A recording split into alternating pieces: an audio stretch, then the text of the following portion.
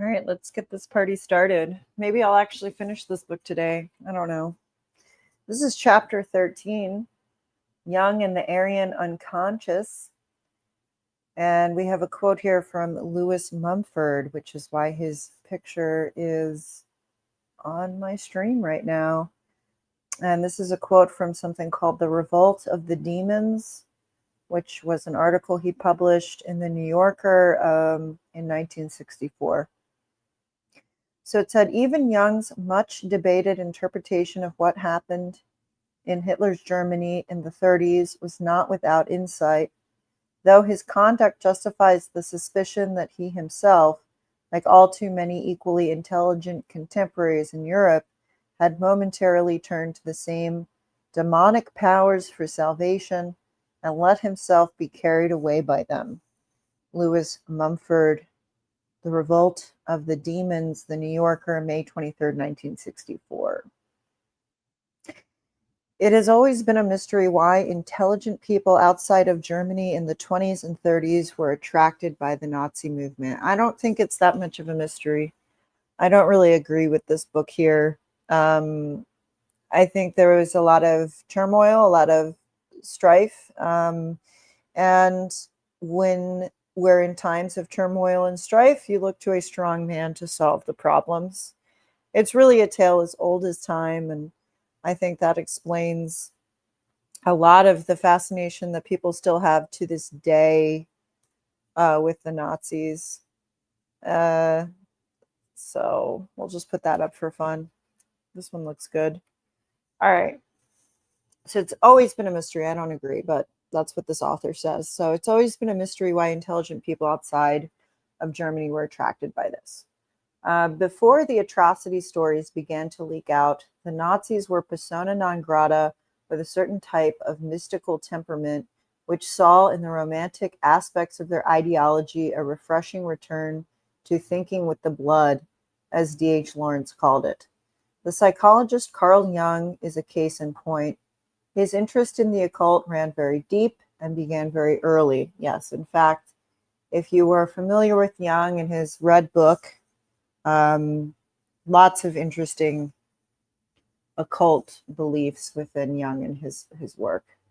In his autobiography, Memories, Dreams, and Reflections, he told of his initiation in dreams of childhood to the secrets of the earth and the realm of darkness, overpowered by a vision of the whole cosmos, where lived the other, who knew God as hidden, personal, and at the same time suprapersonal secret.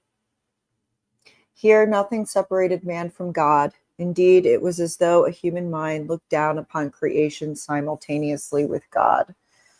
I said this in my stream yesterday, but I think the occult and the mysteries schools lend themselves to fascism because you think you know more than the profane, right? You're illuminated, you're enlightened, you know more than the rest of those idiots out there. And I think that's why, we often see the overlap of fascistic movements and the occult. The young Karl soon discovered that his jolly housewife mother harbored a submerged self, archaic and ruthless, just as scared as God, which he later identified with the ancient Germanic realm of Wotan. Which I always want to say wonton when I see that. So okay. Sometimes the child would find her doing chores with a strange look in her eyes, muttering incomprehensibly to herself. When he listened more attentively, it was clear that the words were designed for him, and their appropriateness reached to the very core of his being. Her diary recorded experiences with precognition, ghosts, and supernormal phenomena. As a child, her services had been often called upon to protect her theologian father from spectral presences. Quote, she had to sit behind him when he was writing his sermons because he could not bear spirits passing behind his back and disturbing him. Every week at a fixed hour, he used to hold intimate conversations with his deceased first wife, very much to the chagrin of the second. I'll just throw a picture of Jung up here. Jung's psychiatric diagnosis was that he suffered from waking hallucinations, though at the same time he dismissed this as a mere word. His second wife, Jung's maternal grandmother, was gifted with second sight and could also see spirits. The family traced this back to an episode when, as a young girl, she lay for 36 hours in a state of catalepsy resembling death. Her gifts, however, could stand the test of a more rigorous judgment. She sometimes saw apparitions of persons unknown to her, but whose historical existence was later proved. Carl was both scared and thrilled by the sense of the uncanny. As a teenage student at the gymnasium in Basel, he found a philosophical basis for it in the work of Pythagoras. By this time, the private, secret world which he had learned to inhabit as an escape from his all-powerful mother. All these men hate women. Anyway, his all-powerful mother was much pleasanter than the bourgeois school world from which he was excluded by poverty and personal unpopularity. He saved his ego by retreating into ritual, fantasy, and nature mysticism. Now, this is just like very similar to the last chapter, a lot about escapism. So not only do fascistic movements overlap with the occult because you know knowledge that no one else knows, it often comes in the form of escapism, a detachment from material reality. So he saved his ego by retreating into ritual fantasy and nature mysticism. The greatest fantasy which came unbidden and which would have earned him the applause of Jonathan Swift was a masterpiece of unconscious wit in such a stolid fellow. God, from on high, sent down his personal blast of excrement, appropriately monumental, to bomb the newly decorated roof of the Basel Cathedral. Jung was convinced that he had been chosen by God for a prophetic mission to herald the dawning of the age of Aquarius. Reminds me a little bit of Russell Brand. What's with the ego on these guys? At the same time, he felt privy to ancient dark mysteries, which he was not about to reveal, wanting to avoid the fate of Nietzsche, who went mad. Nietzsche was also very sick. And yes, he did go mad, but I still think most of his writing is accessible and lucid and fascinating. Jung had a sense of himself as two distinct personalities, the schoolboy and the wise old man. The schoolboy was himself as he appeared to others. The wise old man was a powerful figure of the Enlightenment, and the young boy owed to this odd presence his sense of being selected for a great work and of being perfectly at home with 18th century ideas and artifacts. The psychologist, looking back at this dichotomy in his youth, insisted that it did not represent a disunion. A recurring daydream, which he was later able to play out in reality, had him ensconced in a medieval castle where, as judge, he ruled over the town. What gave him the power to rule was that hidden in the tower was a thick copper column whose top, branching into a network of tiny capillaries, drew from the air an ineffable spiritual substance, which, condensed and transformed by its passage through the metallic column, would reappear at the bottom as finished gold coins. Right? So he had these fantasies of alchemy. In his gold-making fantasy, Carl, unlike the medieval alchemists, did not use lead or other base metals for raw material, but something spiritual diffused in the air, much like Victor Frankenstein finding the essence of some magic, basically, to animate a corpse. With his hunger for omens, he was bound to retrospectively view this adolescent daydream as presaging his long-lasting fascination with alchemy in later years. A person of less exalted turn of mind might read the same fantasy as pointing to Jung's future adroitness in extracting money from spirituality. As outsider and as pagan, he felt much closer to the animal and vegetable kingdoms than to the kingdom of man. Nature was suffused with numiousness, a term which he came to love and use a great deal. It well described his family's extrasensory experiences. As it came time, however, he decided on a profession. He was governed by more practical concerns.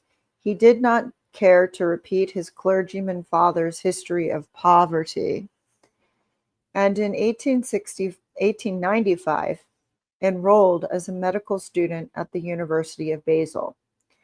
So and then we have a mention of Swedenborg here.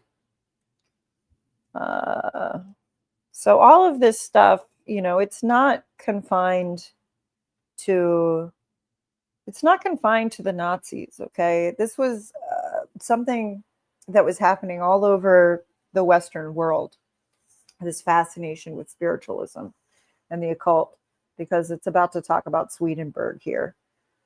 So it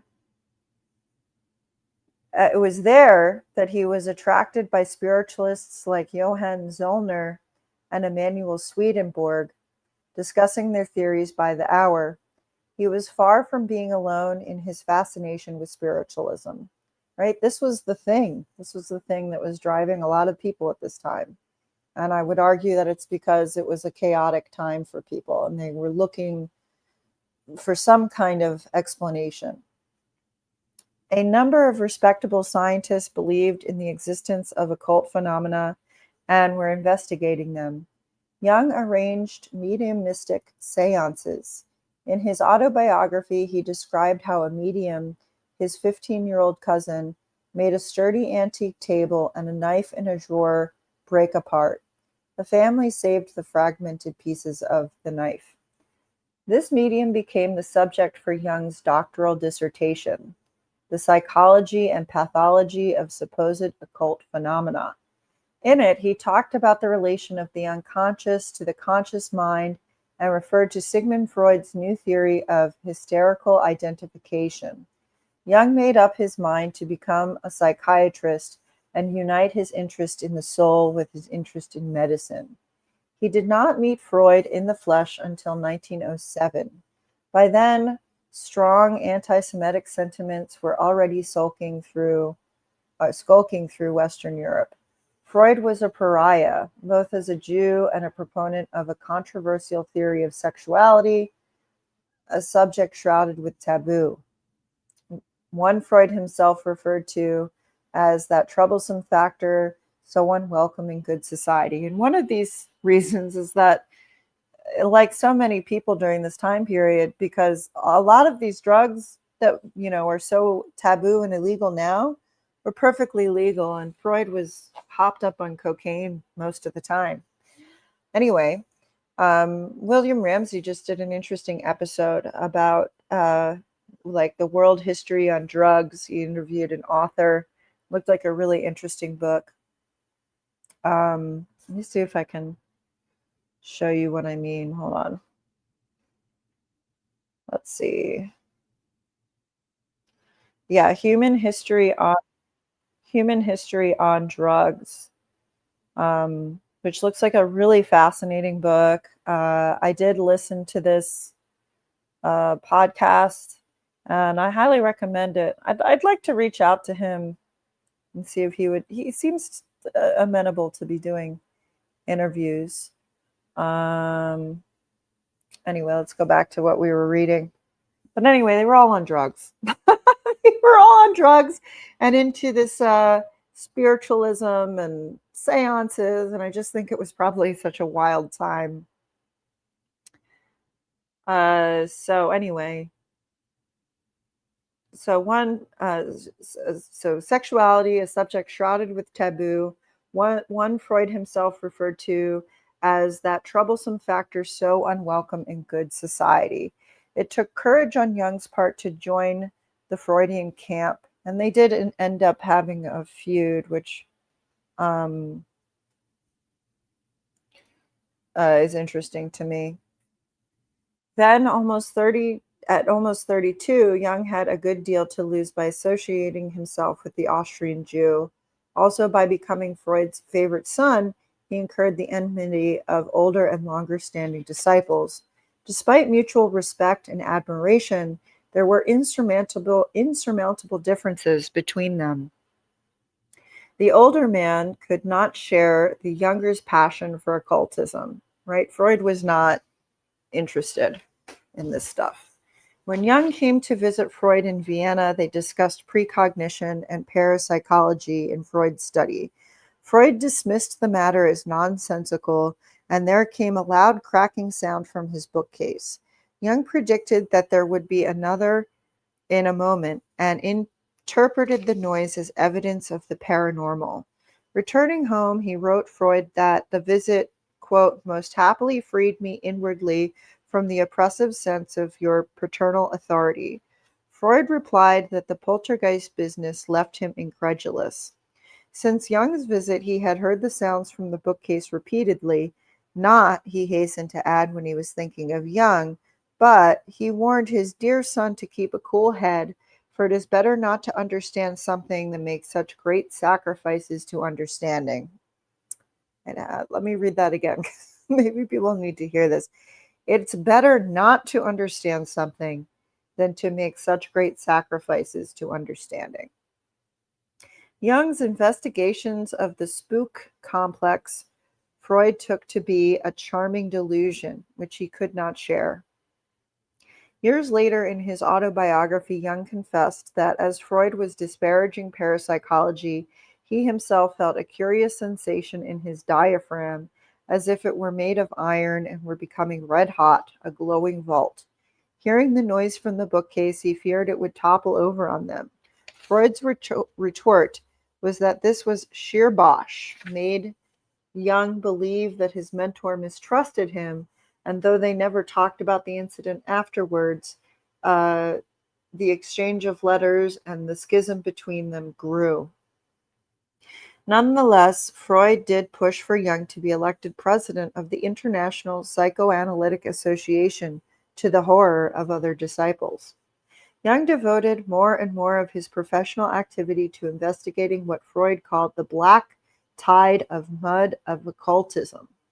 Although the scientific establishment scorned the notion that occult phenomena were worthy subjects for investigation, the Romantics had managed to generate excitement about hypnosis, mesmerism, precognition, and spiritualism, so that a man with Jung's family history, personal experiences, predisposition, and natural gifts was not alone in his proclivities. Oh my goodness.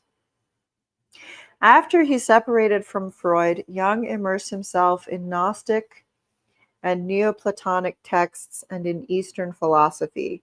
Befriended by the celebrated German Orientalist Richard Wilhelm, so let's look up a picture of him.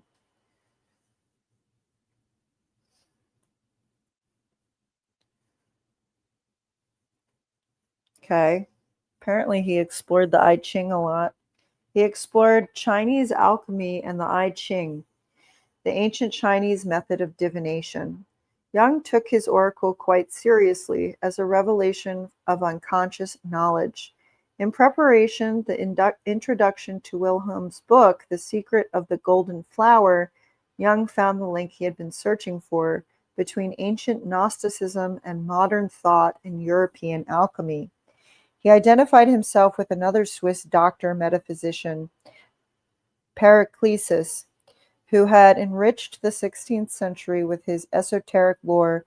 Magic is a great hidden wisdom. Reason is a great open folly. His observation that Eastern and Western alchemy were really, so let's hold on here.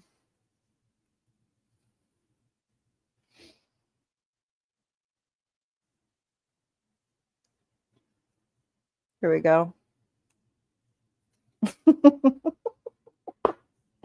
This is the best part of doing these streams, looking up these people and what they looked like. Okay, so his observation that Eastern and Western alchemy were really concerned with psychic states rather than chemical states confirmed Jung's perspective of the unconscious as a reservoir of collective as well as personal images. This collective unconscious explained the presence of archetypes, myths, and symbols that were made up of universal dynamic forms. Though there were similar archetypes in all races and throughout all ages, there were also perceived differences between races because of their different evolutions. The Jew, for instance, because he was rootless, needed to reduce everything to its material beginnings. That was why the simple reduction by Freud and Alfred Adler of all psychic phenomena to primitive drives was gratifying to the Jew, though thoroughly unsatisfying to the Germanic mentality, which still, in 1918, had a genuine barbarian in it who was not to be trifled with. Said Jung, quote, "The fact is, our unconscious is not to be got at over ingenious and grotesque interpretations. The psychotherapist with a Jewish background awakens in the Germanic psyche not those wistful and whimsical residues from the time of David, but the barbarian of yesterday, a being for whom matters suddenly become serious in the most unpleasant way." End quote. By the time the Nazis came to power, this sort of distinction caused Jung some embarrassment, not to be sure with the champions of National Socialism. The new study of psychoanalysis had to go through a process of Gleichgestaltung, I can't say it, Gleichgestaltung, or rather conformity to the party line. Jung's mysticism was far from congenial to the philosophy of Arianism than Freud's Jewish science. Jung understood and shared the romantic sensibility which craved for pagan purification. In 1923, he had written, quote, "We cannot possibly get beyond our present level of culture unless we receive a powerful impetus from our primitive roots.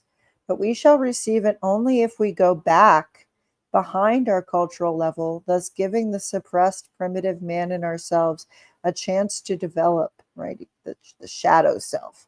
How this is to be done is a problem I've been trying to solve for years, right? Because it doesn't actually make any sense, sir. The existing edifice is rotten. We need new foundations. We must dig down to the primitive in us, for only out of the conflict between civilized man and the Germanic barbarian will there come what we need, a new experience of God." Jung came under the influence of German Indologist Jacob Wilhelm Hauer. So let's look at him. He was into the Kundalini stuff. Jacob Wilhelm.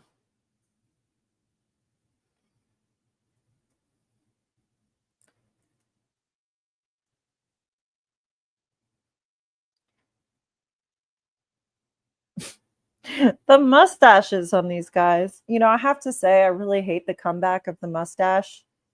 I see a lot of young men sporting mustaches these days, and to me, they look all like either these guys or like gay porn stars, and I'm not in. I'm not in it. I'm not into that. Anyway, so Jung came under the influence of the German Indologist Jacob Wilhelm Hauer, an authority on Kundalini yoga and number symbolism, two very dangerous things. Hauer was the head of the Nordic faith movement, which barred Freemasons, Jews, and colored people from membership. He lectured at Eranos, a Swiss esoteric school for Jungians, on the racial unconsciousness, or the racial unconscious and its symbolism. When the Nazis came to power, he gave an impassioned talk on the SS hero and Hitler, the genius of our people.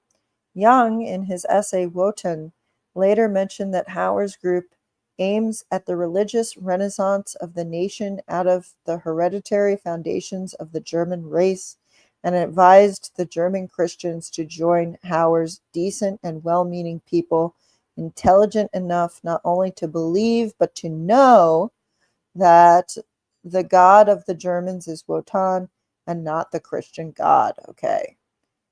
It's always dangerous when someone claims to know with a capital K, in my opinion, on matters of spirituality. Just my opinion. When the president of the International German Medical Society for Psychotherapy, located in Germany, resigned because of the Nazi takeover in 1933, Jung filled the post by remote control from Switzerland and assumed the editorship of its official publication, the Zentralblatt for Psychotherapy. Its December 1933 issue was graced with a commitment by the new Reichsfuhrer of psychoanalysts, Professor M. H. Goring. M. H. Goring.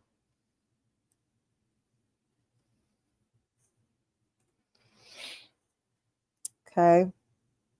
The nephew of Hermann Goring, to Adolf Hitler's fundamental book, Mein Kampf, and to contribute to the work of the People's Chancellor to educate the German people for the spirit of heroism and sacrifice.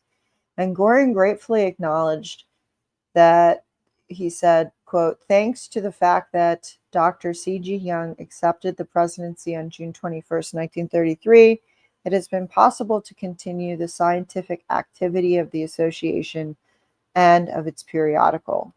For that same issue, Jung wrote an introduction, which he later had many opportunities to defend. It said, the differences which actually do exist between Germanic and Jewish psychology, and which have long been known to every intelligent person, are no longer to be glossed over, and this can only be beneficial to science. In psychology, more than in any other science, there is a personal equation, disregard of which falsifies the practical and theoretical findings.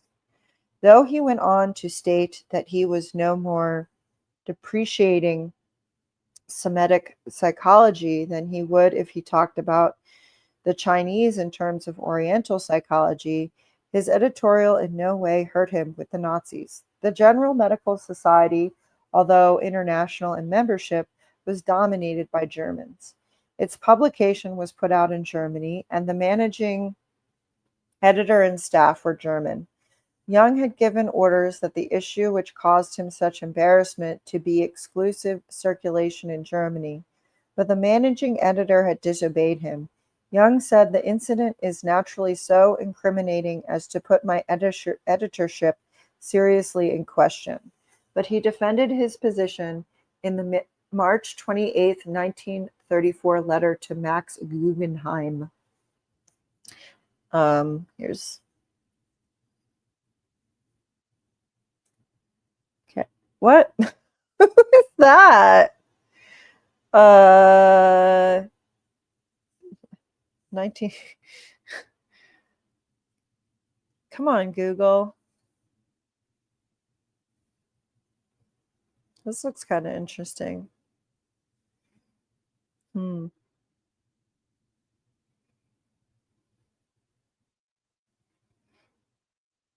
Hmm. Anyway, uh, he said, if you disregard the persecutions of the Jews in Germany, you must admit that there is a medical society there, which is very important for us in Switzerland. It is therefore not a matter of indifference what happens to psychotherapy in that country. As a psychotherapist, I cannot be indifferent to the future of psychotherapy. Its development in Germany will also be crucial for us.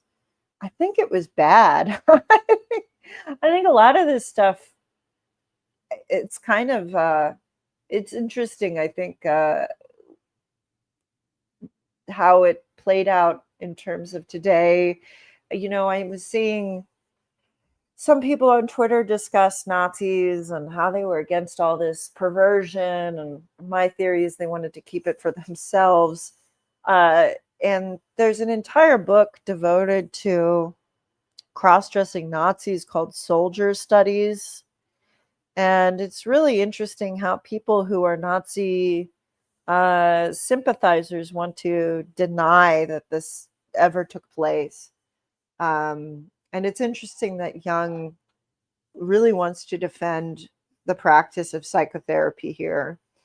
But it is his livelihood. So he says, its development in Germany will also be crucial for us. Freud once told me very rightly, the fate of psychotherapy will be decided in Germany. That's terrifying. To begin with, it was doomed to absolute perdition because it was considered wholly Jewish. I have broken this prejudice by my intervention and have made life possible not only for the so-called Aryan psychotherapists, but for the Jewish ones as well. What with the hue and cry against me, it has been completely forgotten that by far the greatest number of psychotherapists in Germany are Jewish. People do not know, nor is it said in public, that I have intervened personally with the regime on behalf of certain Jewish psychotherapists. If the Jews start railing at me, this is short-sightedness in the extreme, and I hope you will do what you can to combat this idiotic attitude. The existence of the Society for Psychotherapy, which has very many Jewish members, is now assured. Also, the membership of Jewish doctors. Actually, Jewish people should be thankful to me for that. No shortage of ego in Mr. Young, is there? It's funny. I don't really like either of them. I find them all to be very creepy and weird. But let's put here's Freud. And we'll go back to Jung.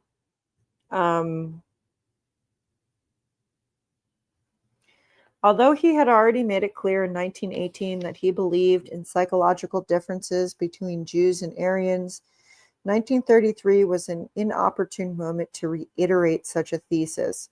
Anyone of Jewish descent had been purged from German civil service that spring. Other professions were closing to Jews, and with 6 million unemployed, there was a scramble for their jobs. While Jung was not a Nazi, he understood the Nazis' paganism. He also understood their antipathy to Freud, whom he felt to be lacking in spiritual concerns. Yes, that's the major beef between them. Freud was far more concerned with what he could prove, with materiality, and Jung was far more into this kind of hocus pocus spirituality stuff. The Nazi psychiatrist Kurt Gauger reiterated this point of view. So let's look up him while we read his quote.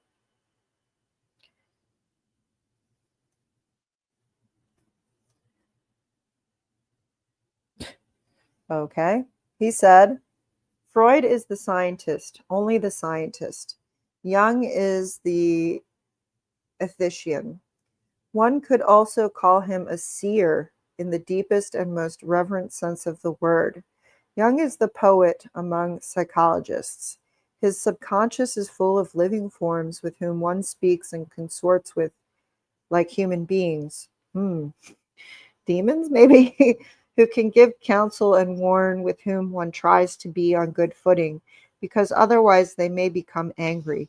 Jung's psychology is a demonology.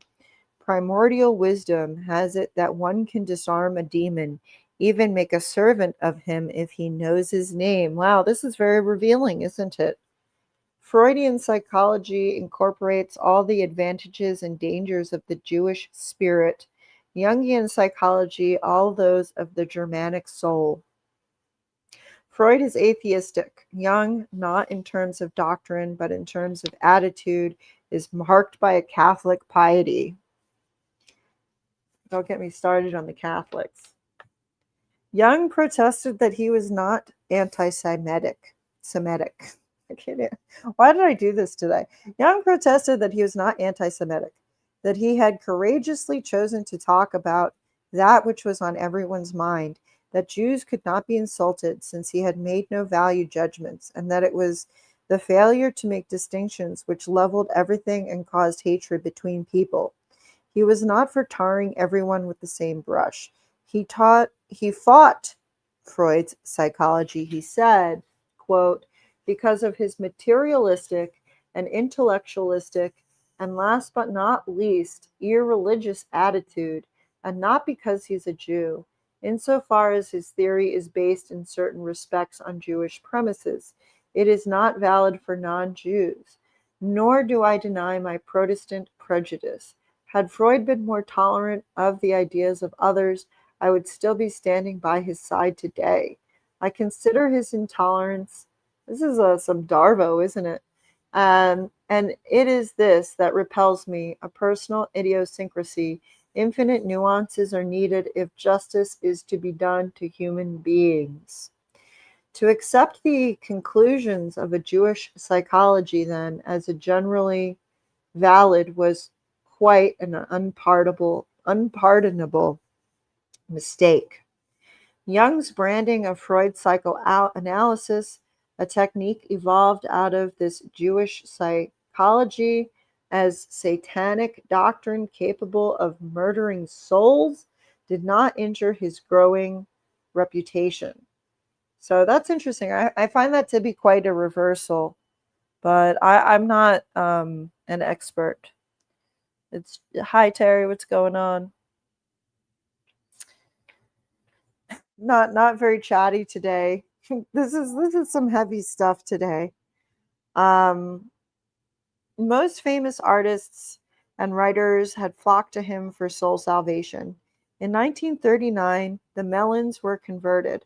Andrew Mellon's interest in the occult resulted in a huge collection of books on the subject, stretching back to antiquity, which he donated to Yale. Of course he did. So Andrew and Jung was also in contact with intelligence community, a very, very interesting figure of history indeed. So here's Mellon, right? His occult collection was donated to Yale. The Mellons set up Bollingen Foundation to publish Jung's work. After the atrocities of the Holocaust became public knowledge, Jung's outrage against the Nazis was genuine. Well, but it's so weird because was it? I mean, was he truly interested in helping people or just the Aryan race? Like I don't know, man. I don't know. But it says here it was genuine. Still, his assistant H.G. Baines gave the Jews some unpleasant moments by theorizing in Germany possessed, without reasonable evidence, that Hitler's natural father had been a wealthy Viennese Jew. So this is a conspiracy theory about Hitler. By far, the greater portion of the wealth and power of Austria was, at that time, in the hands of the Jews, and they were also guilty of an unfeeling ostentation of wealth and luxury, while half Vienna was starving. One can understand, therefore, how the mind of the boy Hitler saw the Jews as the worldly possessors who lay coiled about the wealth of his motherland. Hitler's uncanny shrewdness, political flair, and taste in lavish interior decoration, handsome furniture, and rare things, as well as his amazing political opportunism, were the result of his Jewish blood. Wow, I didn't even know this conspiracy theory about Hitler existed. I read this years ago at this point, and I haven't reread it for you today. I was just thinking I wanted to try to wrap it up if possible. I don't know. You know, I always get tired after 200 pages. Anyway, so apparently Hitler was a Jew. Hitler, in a word, was the wandering Jew, the man accursed because he had spurned the jewel of the great price, Christ's teaching. Not until 1945 did Jung publicly comment again upon events in Germany, and then to present himself as a prophet who had foreseen the collective psychic murder. Now it was the German psychology which he dissected. The German charged Jung, Okay, so I guess he had a change of heart. People can change their minds. I've done it many times. The German charged Young, instead of purging himself by admitting his guilt, shifted his responsibility for the crime and refused to acknowledge that he had never been a Nazi. He dolled up his inferiority feeling with pseudo-scientific race theory, which did not make the extermination of the Jews any more acceptable. About his own collusion, Young said nothing. Right? Deny. Don't say anything. Culpable deniability.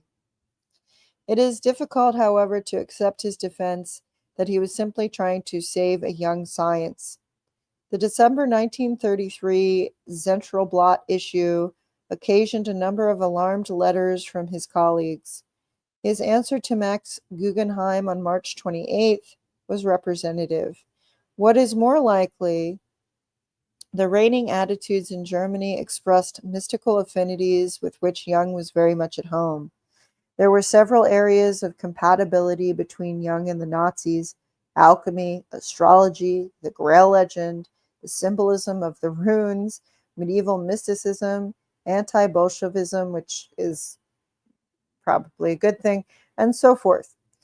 His high degree of tolerance, and that's what's so tricky about history. You know, I have a science friend who um, is really, really intelligent with math and things like this. And he hates history because it's so messy.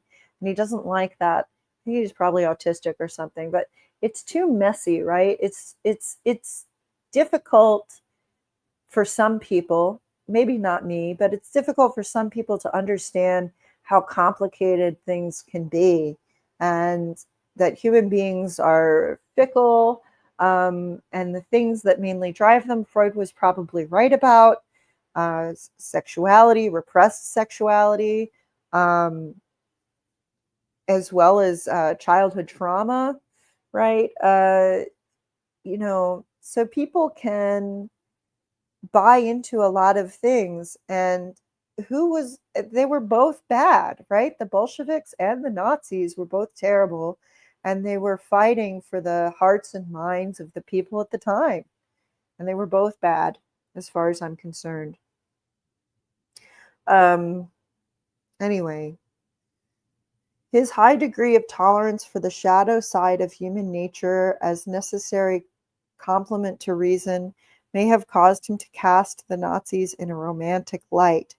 Like them, he was not afraid to explore the hidden recesses of the unconscious for ancient secrets so great and fearful, as he said, quote, that the world is grateful to Freud for having proved scientifically, what a bastard of a science, that one has seen nothing behind the door, end quote.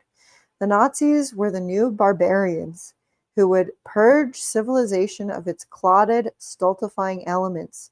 They were the antidote to the civilized man who had advanced too rapidly, which is why we have become lopsidedly intellectualistic and rationalistic, and have quite forgotten that there are other factors which cannot be influenced by a one-track rational intellect. If Young was able, at least for a while, to add his prestige to the Nazis' Weltanschauung, it was because of their common occult ground. His thinking rendered him susceptible to their apocalyptic visions of Hitler as a magical shaman with a spiritual mission, to the extent that he enhanced their credibility. If only in their own minds he strengthened faith in the hero cult. And that is the end of chapter 13. The next is chapter 14, Jehovah as Satan, and that's a pretty short chapter. Chapter 15 is called Making an Obedient Mass. And then chapter 16, The Dangers of Occult Thinking. And that would be it. And that's 140 to 170. I don't know. I don't know if I can deal with that. I don't know if anyone's here. Young was so full of it.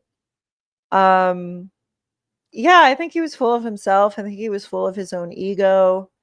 I think that's a lot of men in history. And it's probably why we still know who they are. Their egos have surpassed them even in death. So let's see. Let me see here. Let me put my let's put the snow scene on for a second, and I will take a short break. If maybe I will finish it. I don't know. I'm not doing anything today. I have some chores to do, but that's about it. So let's put our snow scene back on, and I'll take a quick break here.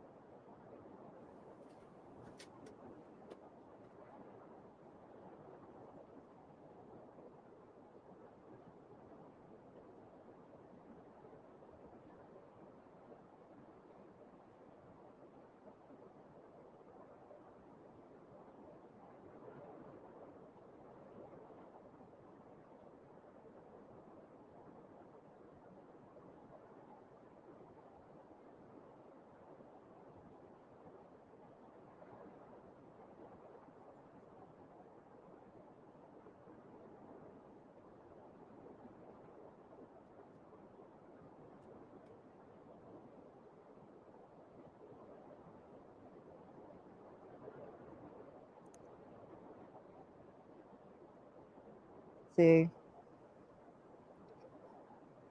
All right. Well, even though nobody's here except for Terry, which I appreciate you being here, I'm going to continue this. Why not? Chapter 14 is Jehovah as Satan, which sometimes you still hear echoed in certain people who seem to be neo-Nazis. So let's see. This is a quote, Louis Israel Newman.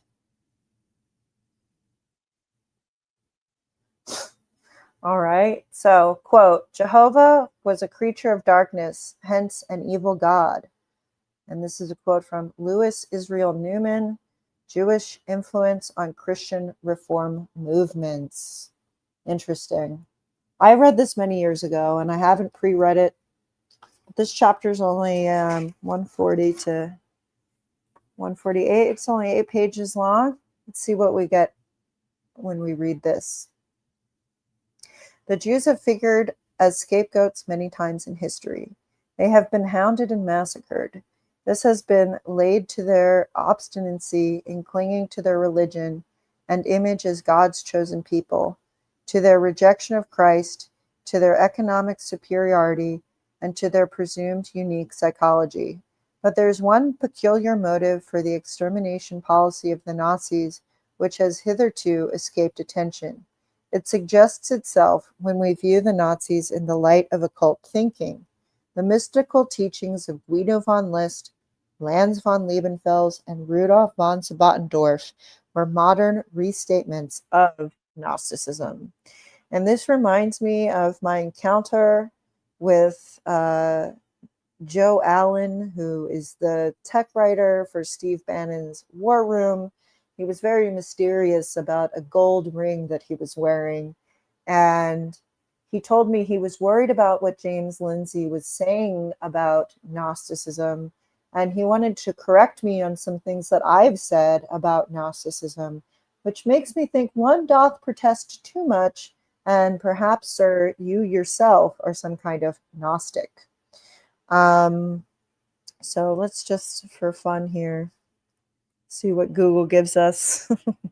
All right. Okay. When the apocalyptic promise of Christ's resurrection was broken, the Gnostics sought to return men to God by another route, more Oriental than Hellenist. They devised a dualistic cosmology to set against the teachings of the early Christian church, which they claimed were only common deceptions unsuited for the wise. The truth was esoteric, right? Hidden. Only the properly initiated could appreciate it. Wow. You don't say.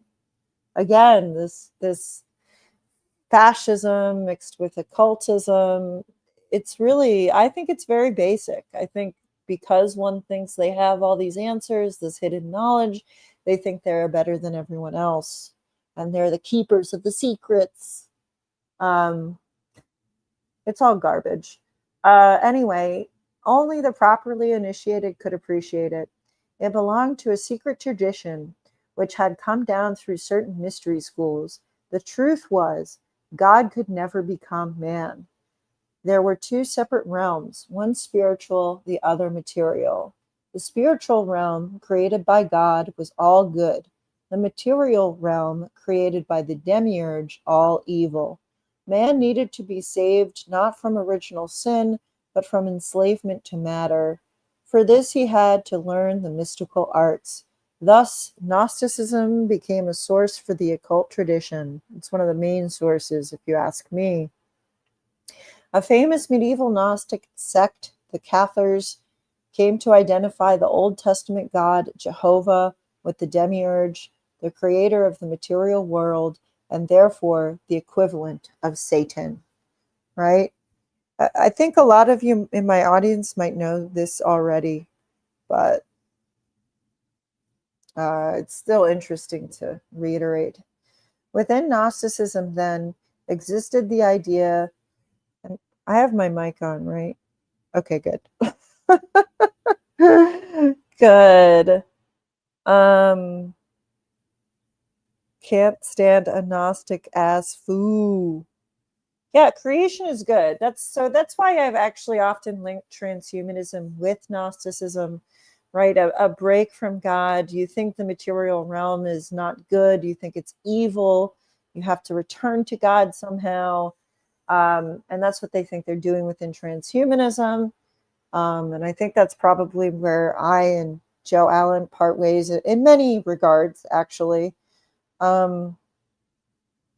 Anyway, let's continue, shall we? Yes, I think that it is good. I think the world is a beautiful, mysterious, and interesting place. And I think the hatred of the material realm is a dangerous thing. Anyway, so the Cathars came to identify the Old Testament God Jehovah with the demiurge, the creator of the material world and therefore the equivalent of Satan. Within Gnosticism, then, existed the idea that the Jewish God was really the devil, responsible for all the evil in the world. He was opposed to the New Testament God. The Cathars tried to eliminate the Old Testament from church theology and condemn Judaism as a work of Satan's, whose aim was to tempt men away from the Spirit. Jehovah, they said, was the God of the earth, of an earth, waste and void, with darkness upon the face of the deep. Was he not cruel and capricious? They quoted scripture to prove it. After promising that the Tower of Babel would be built, he dispersed the builders. He rained down a deluge, ravaged Sodom and Gomorrah, circumcised his male people, encouraged animal sacrifice, insisted on strict observance of a day of rest, made two sexes to battle each other, issued an edict to Adam which was transgressed out of ignorance or imperfection, then cursed his sinful creation. The New Testament God, on the other hand, was light. He declared that there is neither male nor female, for everyone was united in Christ. He blessed his creation, which was good and perfect and without sin. These two gods obviously had nothing in common. The synagogue was regarded as profane by Christians. The Cathars themselves considered heretical by the church, right? They exterminated them, as far as I can remember, castigated Catholics for refusing to purge themselves of Jewish sources. Church, does any of this sound familiar to these like kind of new Christians? I don't even think they're Christians. Church members often blame the Christian heresy on Jewish mysticism, which was considered an inspiration for Gnostic sorcery. But Gnostic cosmology, though officially branded false, pervaded the thinking of the church. The Jews were widely thought to be magicians. It was believed that and make it make sense, right? Jung's criticism of Freud in the last chapter was that he was too tied to the material realm. He didn't believe in the spiritual mumbo jumbo, right? But here they're saying that the Jews are magicians. Which one is it, guys? Which one? Uh, it was believed that they could cause rain, and when there was a drought, they were encouraged to do so. Despite the displeasure of the Roman popes, Christians, when they were in straitened circumstances, practiced Jewish customs, even frequenting synagogues. To the medieval mind, sorcery had an everyday reality, and the sorcerer was living proof of Satan's power. The Jew, with his strange customs, was suspected of practicing black magic in his most innocent rituals.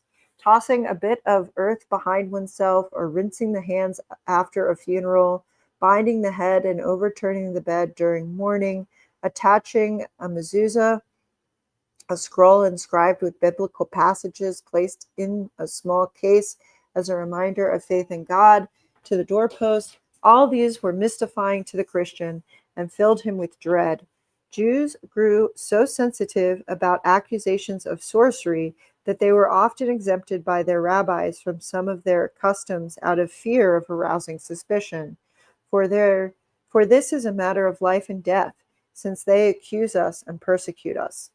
A Jewish group bringing gifts to Richard I's coronation in London in 1189 touched off a conflict which lasted more than 6 months. It was thought that they used witchcraft on the new monarch. Their reputation for supernatural powers enhanced by their biblical reputation for interpreting dreams. So it sounds like Jung was actually jealous. Wow. Darvo, for real. Uh, gave them a psychological edge over Christians in their practice of the healing arts. Moreover, ancient Arabic and Greek medicine was available to the Jews through their versatility in languages and their travels, and immunity from church dogma made them look elsewhere than to miraculous relics and cures. Paradoxically, the scientific medical skill which Jews amassed further confirmed their image as sorcerers. Thus, the Christian, who acknowledged the Jewish physician's superiority by seeking him out for a cure, risked the consequences of a mortal sin. In this and a multitude of other ways, the Jew embodied all of the medieval ambivalence toward Satan. Never before had Satan played the starring role that he did in that era. I think he's made quite a comeback. Under the shadow of Gothic spires, Satan skulked, waiting to pounce on the unsuspecting souls. He tormented them with pestilence and portents, but also with visions of incredible beauty, because the old devil was infinitely adaptable and could appear in the guise of one's fondest dream. Terror-stricken by a church was preached sin terror-stricken by a church which preached sin and sorrow, trapped in a world which wallowed in both, the Christian did not love God so much as he feared the devil. As the Italian scholar Arturo Graf puts it in The Story of the Devil, that looks like an interesting book. That's why I love reading so much, because it helps you pull all of these threads that you would never know otherwise. Okay, so we're reading a quote by this guy right now. I'm assuming from this book. He said, Satan is the child of sadness. In order that he may grow and thrive, there is need of shadows, of the mysteries of sin and of sorrow, which like a funeral shroud enfold the religion of Golgotha. Satan is the child of fear, and terror dominates the Middle Ages. Seized with an unconquerable dread, the souls of men fear the physical world, opposed to the world of the spirit and its irreconcilable foe. They fear life, the perpetual incentive and tinderbox of sin. They fear death, beyond which yawn the uncertainties of eternity. Dreams and visions torment men's minds. The ecstatic hermit kneeling long hours in prayer before the doorway of his cell sees flying through the air all-inspiring armies and riotous hordes of apocalyptic monsters. His nights are lighted up by flaming portents. The stars are distorted and bathed in blood, sad omens of impending evil. In seasons of pestilence that mow men down like ripened stalks of grain, are seen darts hurled by invisible hands, cleaving the air and disappearing with hissing sounds. And ever and anon across the face of terror-stricken Christendom runs, like a tremor presaging the world's end, the sinister word that Antichrist is already born and is about to open the fearful drama foretold in the apocalypse. If God seemed absent, Satan was present everywhere, not only in curses but in prayers, and the church, intimately acquainted, gave him full publicity.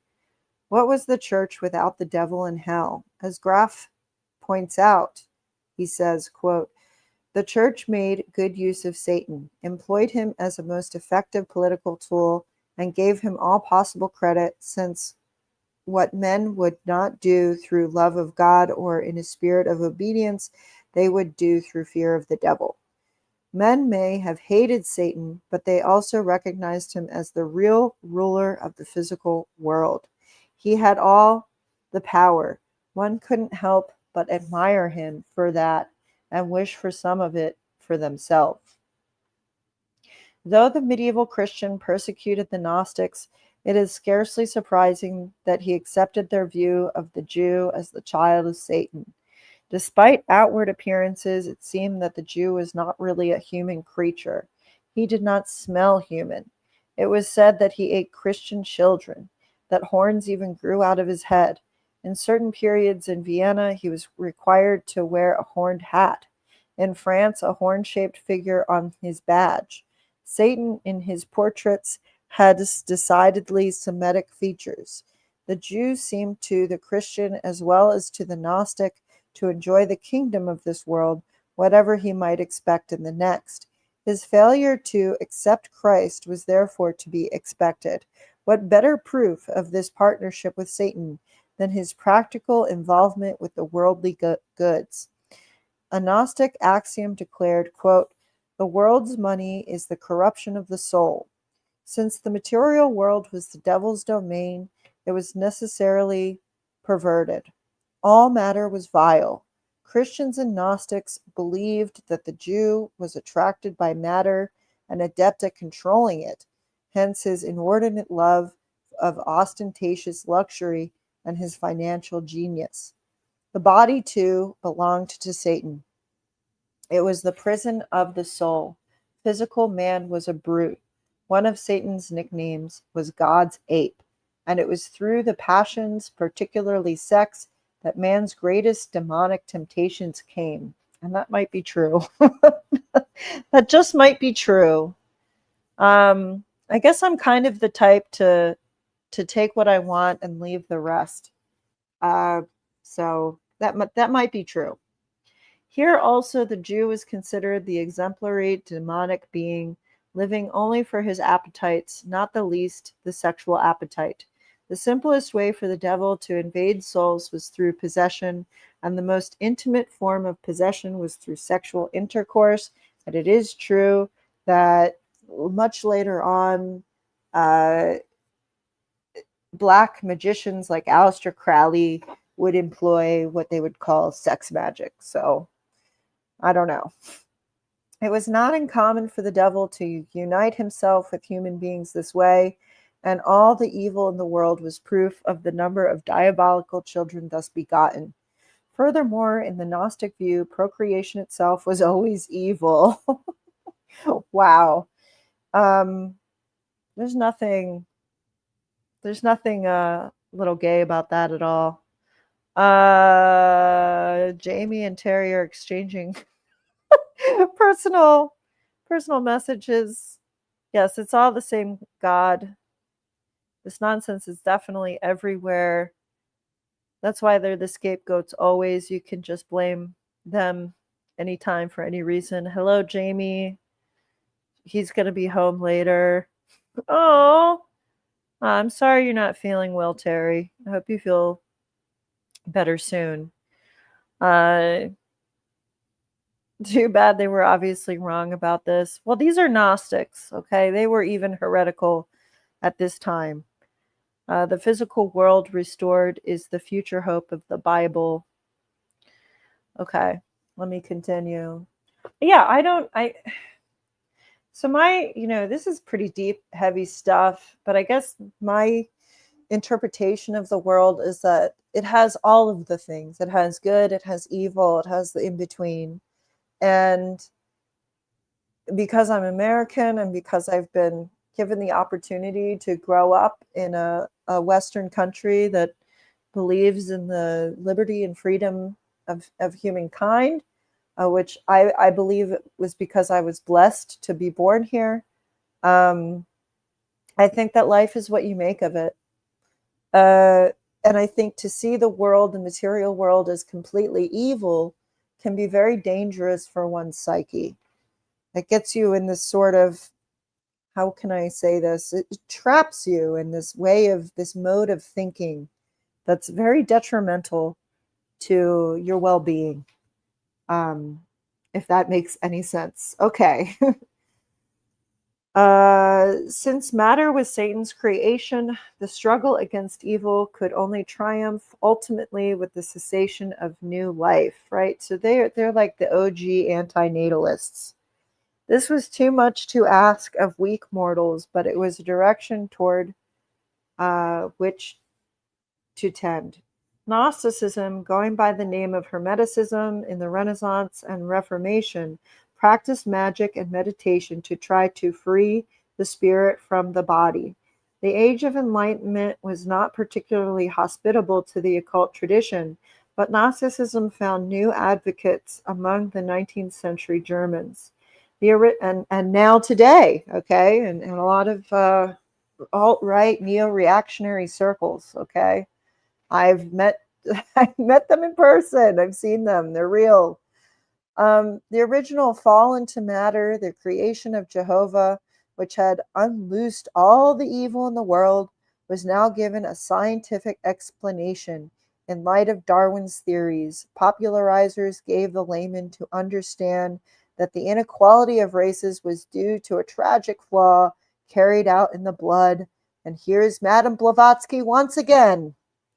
Right? She is really, I think, one of the most evil people to ever exist in the history of humankind, for real. Because a lot of this, it comes from her, okay? And if she was inspired by India, I mean, just think about the caste system in India. Yeah, these people are evil. They don't believe in freedom or liberty. They are fascists. Anyway, and they're anti-American. I mean, whatever. Okay, so where's this evil woman's name? Right. Madame Blavatsky held in the secret doctrine that the Gnostics were right in regarding the Jewish God as belonging to a class of lower material and not very holy denizens of the invisible world. She says, for the creation of those wretched races, I can't believe to this day that people defend this person. For the creation of those wretched races in a spiritual and moral sense which grace our globe, no high divinity could be made responsible, but only angels of low hierarchy, to which class they relegated the Jewish God Jehovah, italics hers. It says low hierarchy in italics here. The Jewish God, furthermore, was identical with Cain, son of Eve, by Satan, and said Madame Blavatsky. The anti-Semites embraced this with glee, and the concept of Arianism was wedded to the forces of the light. Nature, they said, decreed that the union of Aryan and Semite resulted in a hybrid monstrosity, physically sterile. Since bad blood drives out good, an Aryan woman mating with a Jew was sure to bear only Jewish children. Proponents of hypnotism and suggestion accounted for Jewish traits by the observation that a mother's thought was mentally transmitted to the fetus. I wrote elitism in the margin here. Quote, nature is and remains essentially aristocratic and punishes implacably all attempts upon the purity of blood, said Ludwig Bunchner. Who's that? Ludwig Buch. Okay. But what did it want me to Force and Matter? I guess this was his favorite or his famous work. The Jews were originally a crossbreed, argued Houston Stewart Chamberlain, and their existence is sin. Their existence is a crime against holy laws of life. This, at any rate, is felt by the Jew himself in the moments when destiny knocks heavily at his door. Not the individual, but the whole people had to be washed clean. And not of a conscious but an unconscious crime. Anti-Semitism, then, was the instinctive wisdom of the Aryan race, which as the fittest sought to survive. To explain the Jew's survival, his inability to disappear, one commenter fell back on his material wealth, which he hid under the appearance of misery. Geographers, sociologists, political scientists, and Orientalists made common cause in attributing the differences between the German and the Jew to contrast between the desert and the forest. Oh my goodness. The racial soul developed over eons led to the softness, parasitism, sterility, and alienation from nature, which was manifest in the Jew, and the strength, courage, creativity, and love of nature displayed by the German. Biological philosophy. I'm glad most of this is. I think it's. I don't think the popularity of these people is real. Like I don't think Nick Fuentes is actually as popular as his numbers say. Anyway, I think most everyday people, Americans, want to raise their families, live in relative peace, and be able to afford groceries, right? Yeah, I think most people aren't thinking about this stuff at all, thank God.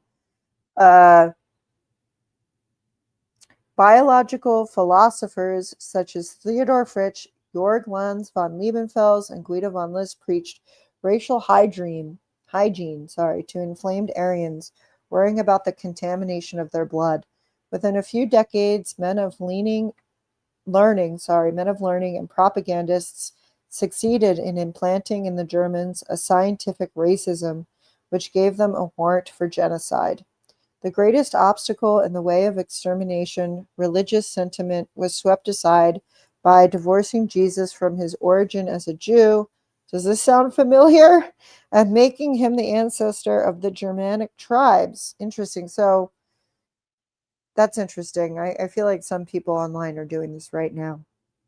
A sort of Siegfried Christ. German racists took the Gnostic view that Christianity must separate itself from the Old Testament, and they printed a mass of revelations of every kind, such as the unveiling of the secrets of Holy Writ, of runic lore, or of paradise itself. As Leon, I can't say this name, Polyakov, maybe Polyakov. This is Leon Polyakov.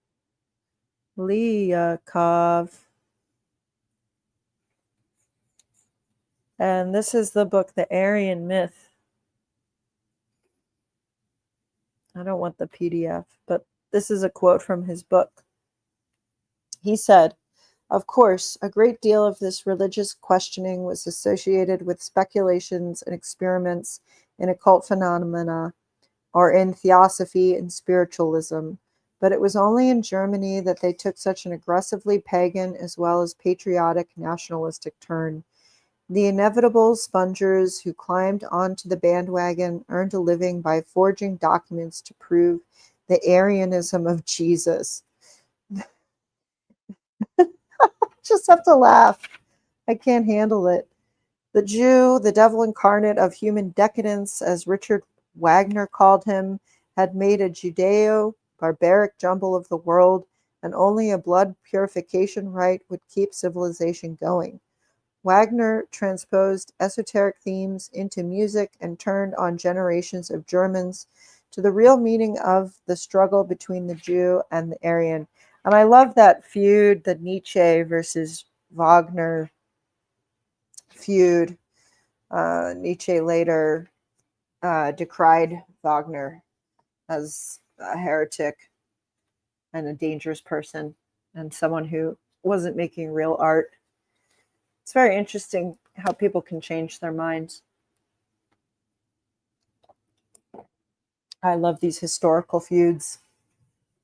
Anyway, one of his operatic themes was the quest for the Holy Grail, a mystery in the ancient Gnostic tradition that had been revealed in the songs of the Cathar troubadours, and was understandable only to those who had ears to hear. Right? You are the illuminated one.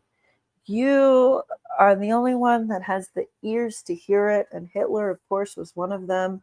He worshipped Wagner, and expounding on the opera Parsifal, which was the opera that pushed Nietzsche away from Wagner, confided to Hermann Rosching, quote, "Behind the absurd externals of the story, with its Christian embroidery and its Good Friday mystification, something altogether different is revealed as the true content. Pure, noble blood in the protection and glorification of whose purity the brotherhood of the initiated have come together. The king is suffering from the incurable ailment of corrupted blood.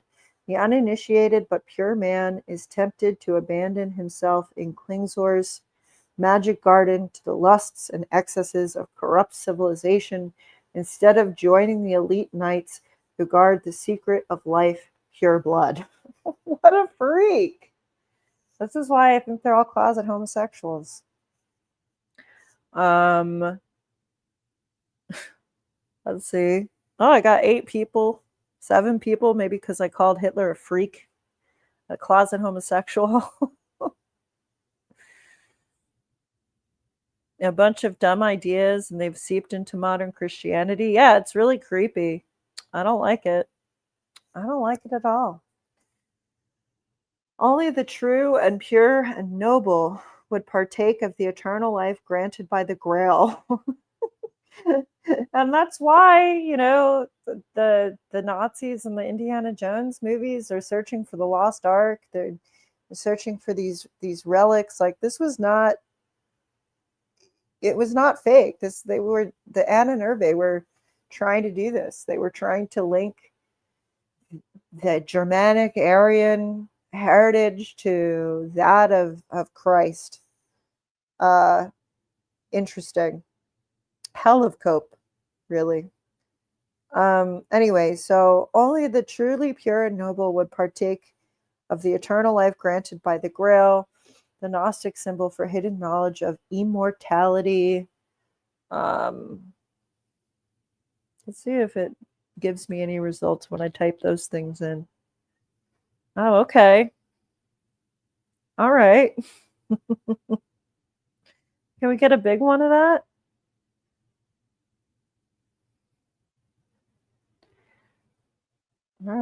Nothing to see here. Oh my goodness, I didn't even see these. All right. Well, I'll leave that up because I feel like it's a good image for this chapter. Rosching observed that to Hitler, the Jew represented the very principle of evil, and that in his esoteric doctrine, the mythical prototype of humanity, the Jew must be the irreconcilable enemy of the new, the German chosen people. One God excludes the other. There is an actual war of the gods. Rosching, ignorant of esoteric doctrine, assumed that Hitler meant this symbolically. But Hitler assured him, quote, "No, it's the sheer, simple, undiluted truth. 2 worlds face one another, the men of God and the men of Satan. The Jew is the anti-man, the creature of another God. He must have come from another root of the human race. I stood the Aryan and the Jew over against each other, and if I call one of them a human being, I must call the other something else. The two are as widely separated as man and beast. Not that I would call the Jew a beast. He is much farther from the beasts than we Aryans. God, it's so crazy. He's so crazy. He is the creature outside of nature and alien to nature. All right. We can understand more fully that the Nazis' intense identification with the Middle Ages in the light of their Gnostic attachment. A reporter in Munich in 1936 observed colored pictures of Hitler in the silver garb of the Knights of the Holy Grail. And we've said that before, but let's see if we can get Hitler in silver armor painting. Yeah.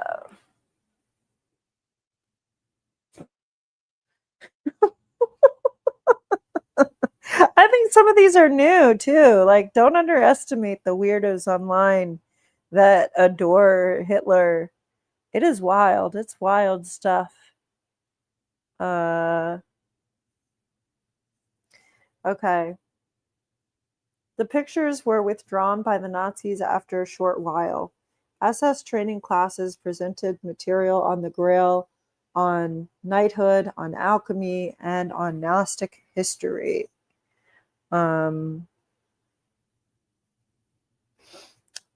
antipathy to the church confused Christians who failed to recognize in the reference to a paganized Christ the ancient Gnostic heresy. As Hitler told Goebbels in Rosching's presence, quote, the peasant will be told that the church has destroyed for him the whole of the secret knowledge of nature, of the divine, the shapeless, the demonic. We shall wash off the Christian veneer and bring out a religion peculiar to our race. And this is where we must begin, not in the great cities. There we shall only lose ourselves in the stupid, godless propaganda of the Marxists, free sex in nature, and that sort of bad taste. The urban masses are empty, where all is extinguished, nothing can be aroused, but our peasantry still lives in heathen beliefs and values. Most important, the central doctrine of Nazism that the Jew was evil and had to be exterminated had its origin in the Gnostic position that there were two worlds, one good, one evil, one dark and one light, one materialistic and one spiritual, right? This sort of dualism that I don't believe in personally. I think it's all mixed together. This sheds light on an otherwise incomprehensible recurring theme within Nazi literature, as, for example, the earth-centered Jew lacks a soul, by one of the chief architects of Nazi dogma, Alfred Rosenberg, who held that whereas other people believe in a hereafter and in immortality, the Jew affirms the world and will not allow it to perish. The Gnostic secret is that the spirit is trapped in matter, and to free it, the world must be rejected. Thus, in his total lack of world denial, the Jew is suffering out the inner light and preventing the millennium. And so I guess this is a Alfred Rosenberg quote.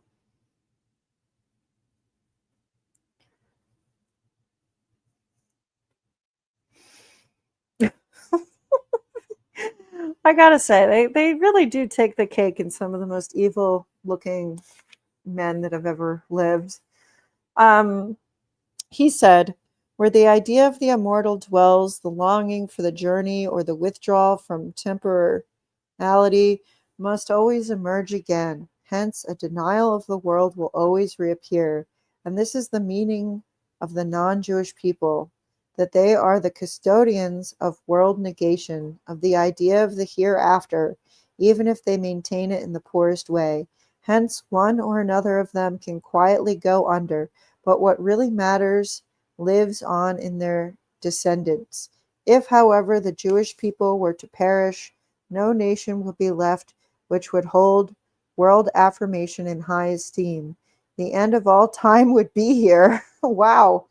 The Jew The only consistent and consequently the only viable yea-sayer to the world must be found wherever other men bear in themselves a compulsion to overcome the world.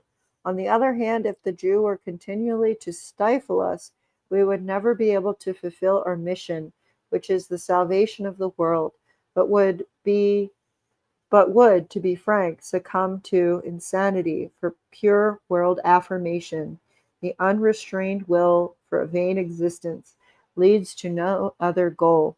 It would literally lead to a void, to the destruction not only of the illusory earthly world, but also of the truly existent, the spiritual.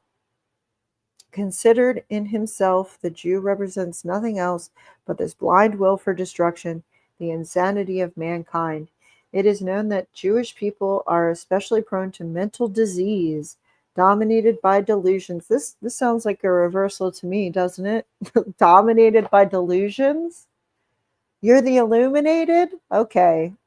Um, said Schopenhauer about the Jew, to strip the world of its soul, that and nothing else is what Judaism wants.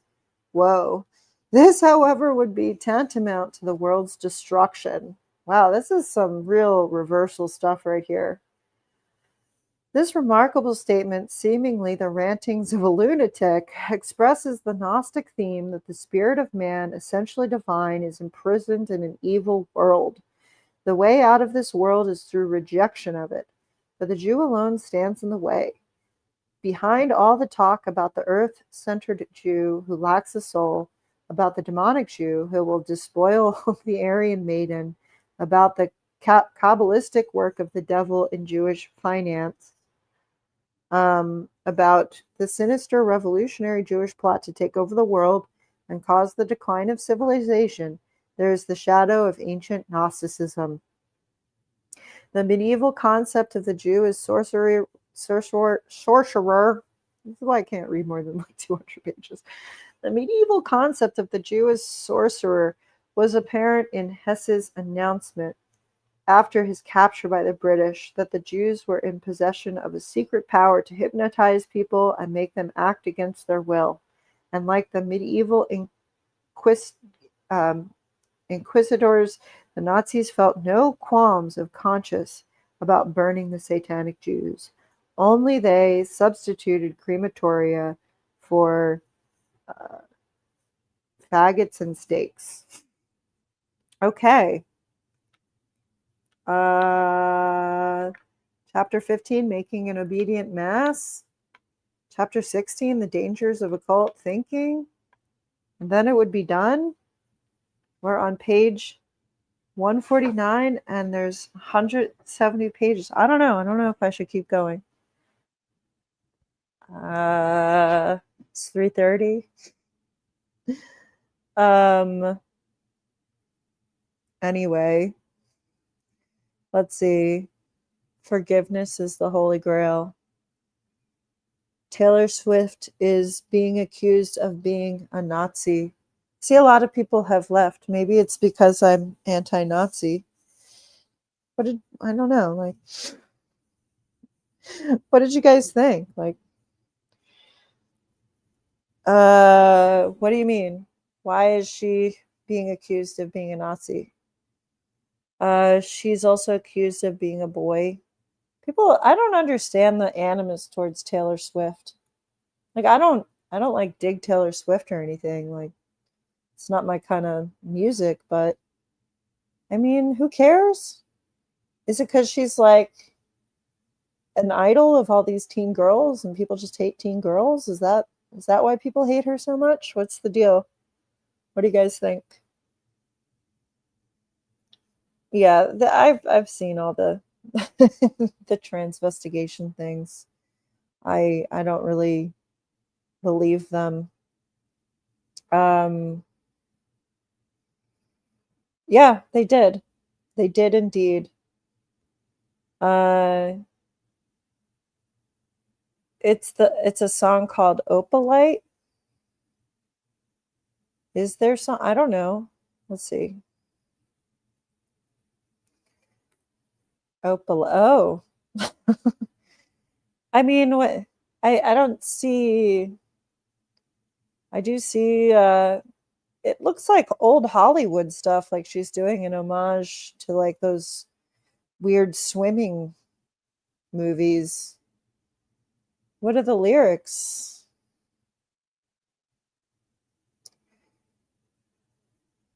Lyrics. All right. Let's see what it says. I mean, almost all of her songs aren't they about just like her exes and stuff? Um, it's because she's white and millennial. Hold on, let me get some water.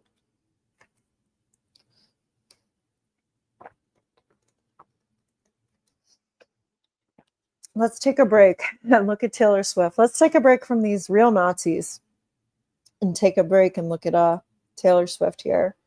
People are saying it's racist. All right, well, people say everything is racist, so I don't. That's like automatically kind of discounted here. Excuse me. All right, lyrics. I had a bad habit of missing lovers past. My brother used to call it eating out of the trash. It's never going to last. Okay, so far I'm right. It's about boys. It's about missing people that she used to have intimate relations with.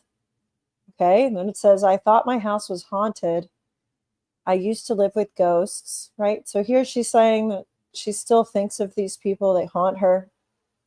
And all the perfect couples said, when you know, you know. And when you don't, you don't.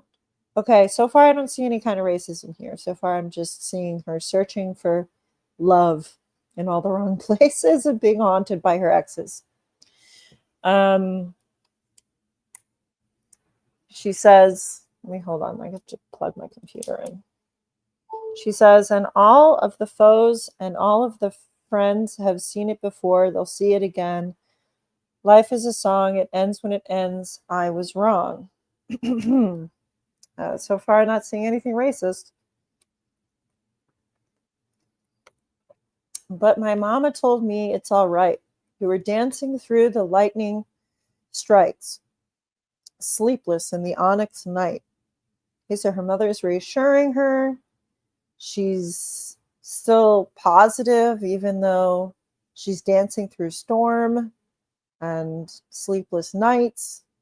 But now the sky is opalite. Is that a blue? What is that? I assume it's blue color. Okay, it's like a clear blue crystal thing. I mean, she is really kooky and seems like she's into the occult, but whatever. All right, so now the sky is clear. Oh, my lord, never made no one like you before. You had to make your own sunshine, but now the sky is opalite. All right, so she's special, had to make her own happiness, but she isn't she like about to get married, or she married that football player guy? I don't know. I don't keep up with Taylor Swift like that. All right, but now the sky is opalite. Oh, you couldn't understand it, why you felt alone. And so she's talking about herself. She couldn't understand it, why she felt alone. She was in it for real. She was in her phone, and you were just a pose. Not sure what to make of that. You were like this fake thing. And don't we try to love love? We give it all we got. You finally left the table, and what a simple thought. You're starving till you're not. And all of the foes and all of the friends have messed up before, they'll mess up again. Life is a song. It ends when it ends. You move on. See, and that's why I think Taylor Swift, like, even though I'm not like a huge fan of hers, she's still, I think, extremely talented. I think that's why people hate her, because she's talented, and that is kind of special. Like, these lyrics are very, for being like a pop song, they're pretty compelling. All right, anyway, here I'll look at the lyrics together. Sometimes I'd rather read the lyrics than listen to the song. I mean, this is pretty good stuff right here. Okay. Life is a song. It ends when it ends. You move on. And that's when I told you it's all right. You were dancing through. So this is a refrain, right? This is some repetition. This is the same thing her mother told her. It's all right. You were dancing through the lightning strikes, blah, blah, blah. So now the sky is clear. This is just a storm inside a teacup, right? It's no big deal. But shelter here with me, my love, thunder like a drum. This life will beat you up, up, up. This is just a temporary speed bump. But failure brings you freedom, and I can bring you love, love, love. Don't you sweat it, baby. It's all right. You were dancing through the lightning strikes, sleepless in the onyx night, but now the sky is opalite. Oh, my Lord, never made no one like you before. No, you had to make your own sunshine, but now the sky is opalite. I don't see anything racist in here. What is racist about this song? All right, let's see what Teal K has to say. Yeah, she's engaged now. Okay. I think that Onyx is talking about her new guy's ex-girlfriend. Opalite is his birthstone. All right. This seems pretty harmless. This seems like pretty innocuous stuff. The left thought the Onyx was talking about her new man's ex. But who's that?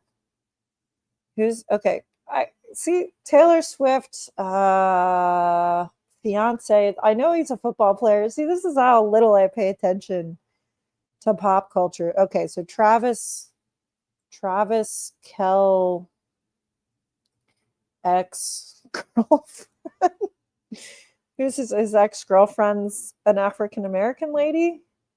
Okay, so they think it's racist because they think it's racist because of the word onyx and it's referring to the X. But the onyx, okay, let's just reference the lyrics one more time here. Oh my goodness. Where are the lyrics? I have cross-dressing Nazis up. I got snow. All right, hold on. Taylor Swift. Opalite lyrics. What is she saying about the onyx? I don't know. I just take that to be a description of how dark the night is. I don't I don't see what they're seeing. But I also don't look at everything through the lens of race. No way is she referencing his ex. I don't think so, but that's what the left are saying. Everyone is so obsessed with race. They need to chill out. When bitches want your post to be about them so bad. He dated a black girl before Taylor. Like, who cares? Who cares? No, well, they're clearly illiterate. They're clearly illiterate. They cannot read. It's a shame, really. I'm not reading it that way. And without any background information, she's just talking about how life can be difficult, how she used to live with her exes and the thoughts of them haunted her, and that, you know, she was still able to navigate difficult times. No, this is not about that at all. So these people are woefully illiterate, which does not surprise me. Yeah, Travis Kelsey. Guys, should I keep reading this book? I feel like I could just finish it. I got 50. I have like 20 pages left. It says there are 0 people here though. Did I drive everybody away with my interpretation of Taylor Swift lyrics? Should I keep going or not? Should I just save these last 2 chapters for some other time? I do have a bunch of chores to do. I don't know if anyone did I drive you away with my my interpretation. As far as I know it, the new age belief is that onyx is it absorbs bad energy, right? The power of onyx stone. Yeah.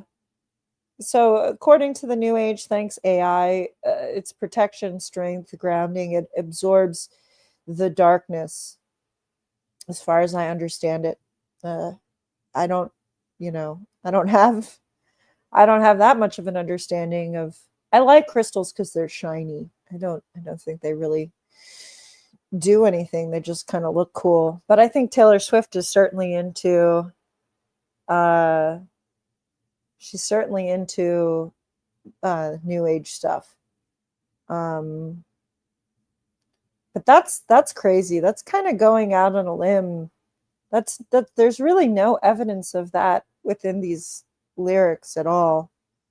They really want everything to be racial so badly. Um, it's kind of amazing. Should I keep reading my book or not? What do you think I should say? Should I? There's only one of you here, I think. I drove everybody away with my interpretation of Taylor Swift lyrics. Sorry for your bad grammar. I hate her so bad. Maybe you, I don't know what, are you saying that they hate her so bad and they just want to destroy her? It's really weird. We live in a very strange race obsessed culture. And I could go more deeply into why, but I don't feel like it. I feel like finishing this Nazi book. I'm going to do it. I'm going to finish it today. This is the true marathon. I thought it would be yesterday, but it's today. So, all right, that was a short Taylor Swift break. Again, I don't know much about her. I don't listen to her music. I know that she named her album like 13 and she's in her 13th era and she's a lot of kooky ideas about things, but show me a celebrity that doesn't. Um, so I don't know. I think people truly hate talent and success and beauty. I think it evokes jealousy in them because they're insecure people themselves. That's just what I think. I don't know. That's just my thoughts. All right, here we go. We are in chapter 15. I'm going to do it. I don't care if anyone's here at all. Chapter 15, Making an Obedient Mass. The Germans are vigorously submissive. They employ philosophical reasonings to explain what is the least philosophical thing in the world, respect for force and the fear which transforms that respect into admiration. Madame de Staël. I don't know who this lady is, but this is the quote at the beginning of the chapter. It is too easy to say that the German soul was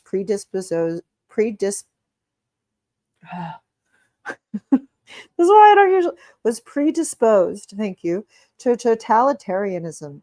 Even if the people were inured to submissiveness through iron discipline for generations, they were never before Hitler genocidal maniacs.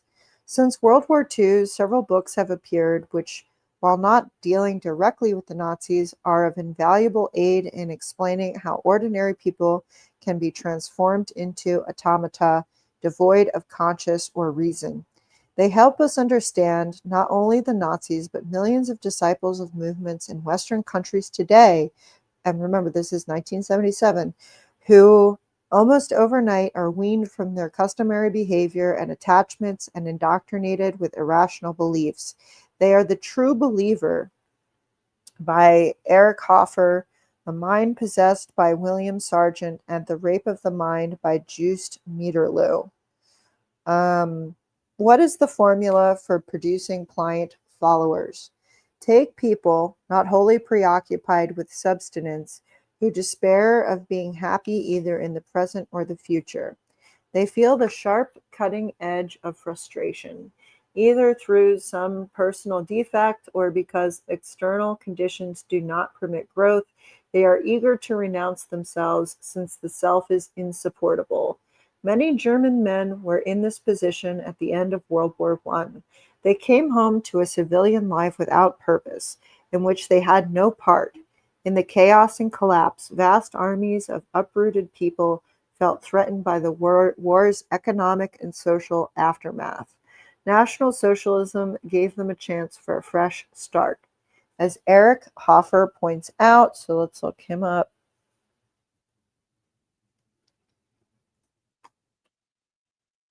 Okay.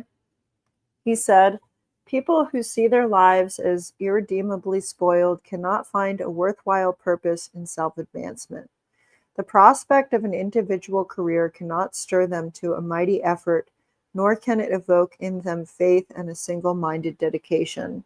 They look on self-interest as something tainted and evil, something unclean and unlucky. Wow, this seems kind of pertinent when we were talking about Taylor Swift 2 minutes ago. Anything undertaken under the auspices of the self seems to them foredoomed. Nothing has its roots and reasons in the self can be good and noble.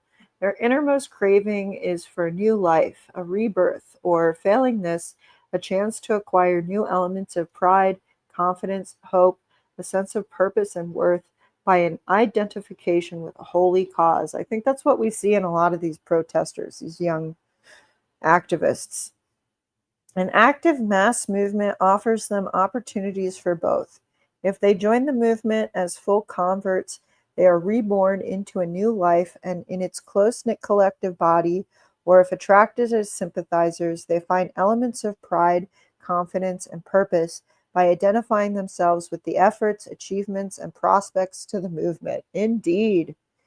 To the frustrated, a mass movement offers substitutes either for the whole self or for the elements which make life bearable and which they cannot evoke out of their individual resources. The movement, in turn, encourages self-reunification. Oh, not that, self-renunciation, reunification. Okay, right? The denial of the self, okay? It does not attract the individual who believes in himself, nor does it care to. On the contrary, he is precisely the individual whom it ridicules. It popularizes the idea that the private person who finds his own satisfactions is halting the progress of civilization. This might be one of the most important chapters in the whole book. But to the person with the unwanted self, unable to believe in himself, the movement provides something larger to believe in. As Hitler pointed out, quote, monkeys put to death any members of their community who show a desire to live apart, and what the apes do, men do too, in their own manner. The movement also provides justification. To those who find no meaning or purpose in life, it says, the world is out of joint, not you, or the world that most people inhabit is an illusion. No longer alone in its misery, the frustrated mind now has company, which includes even those who protest that they are happy, because it is taught to see through so-called happiness. As one Nazi, Karl-Heinz Schwenke, a tailor, described it. Let's see if we can get a picture of Karl-Heinz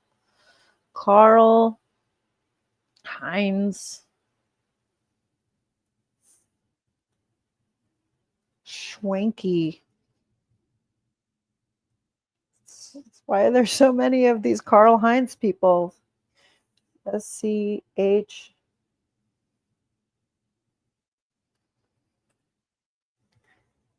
I don't know. Oh, maybe this is him.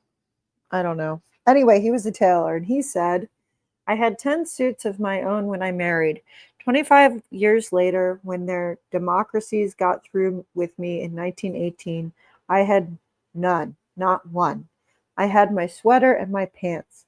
Even my army uniform was worn out. My medals are sold. I was nothing. Then suddenly I was needed. National Socialism had a place for me. I was nothing, and then I was needed. The movement also provides a suitable outlet for the pent-up rage which frustrated people feel against themselves and the world. It fans that rage and honors it. The believer's rage may actually increase in proportion to what he has had to give up to become part of the movement. His former life, his friends, his family, his privacy, his judgment, sometimes even his name and worldly goods. He is willing, even eager, to make these sacrifices and more. Of course, because by making them, he can slough off the undesirable self. He receives in turn an artificial sense of worth. His stature grows through involvement with the group. He is assured that he is great, one of the chosen. SS men were held together by the idea that they were a sworn brotherhood of the elect, right? Let's just type.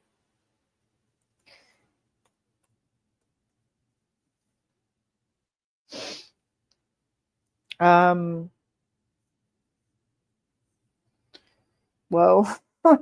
Their mystic rituals gave them special obligations, some too abhorrent to contemplate, but also special privileges. The believer becomes a fanatic. As a frustrated person incapable of acting in his own best interests, he never had a firm grip on reality. He can enter into the fantasy life of the movement and act on behalf of impossible dreams which impose less risk on his fragile ego than he would encounter if he were to tussle with personal hurdles.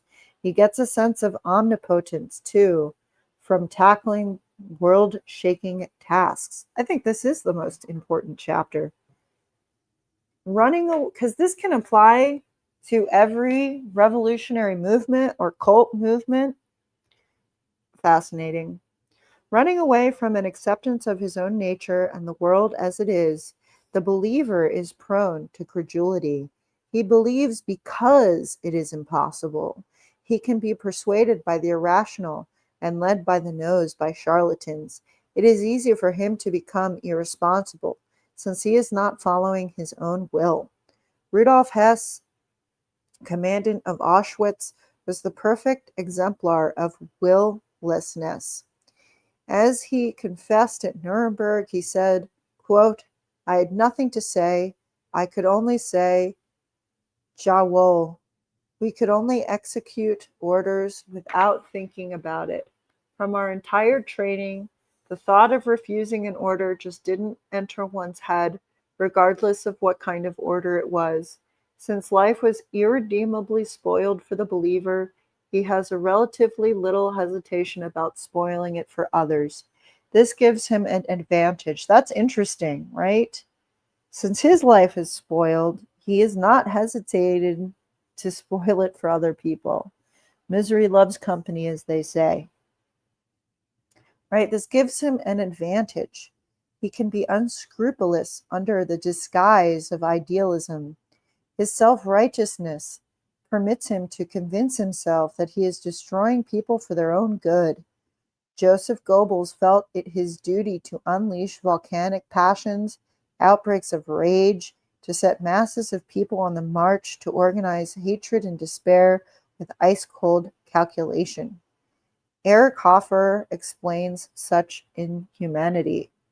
He said, "It seems that when we are oppressed by the knowledge of our worthlessness, we do not see ourselves as lower than some and higher than others, but as lower than the lowest of mankind.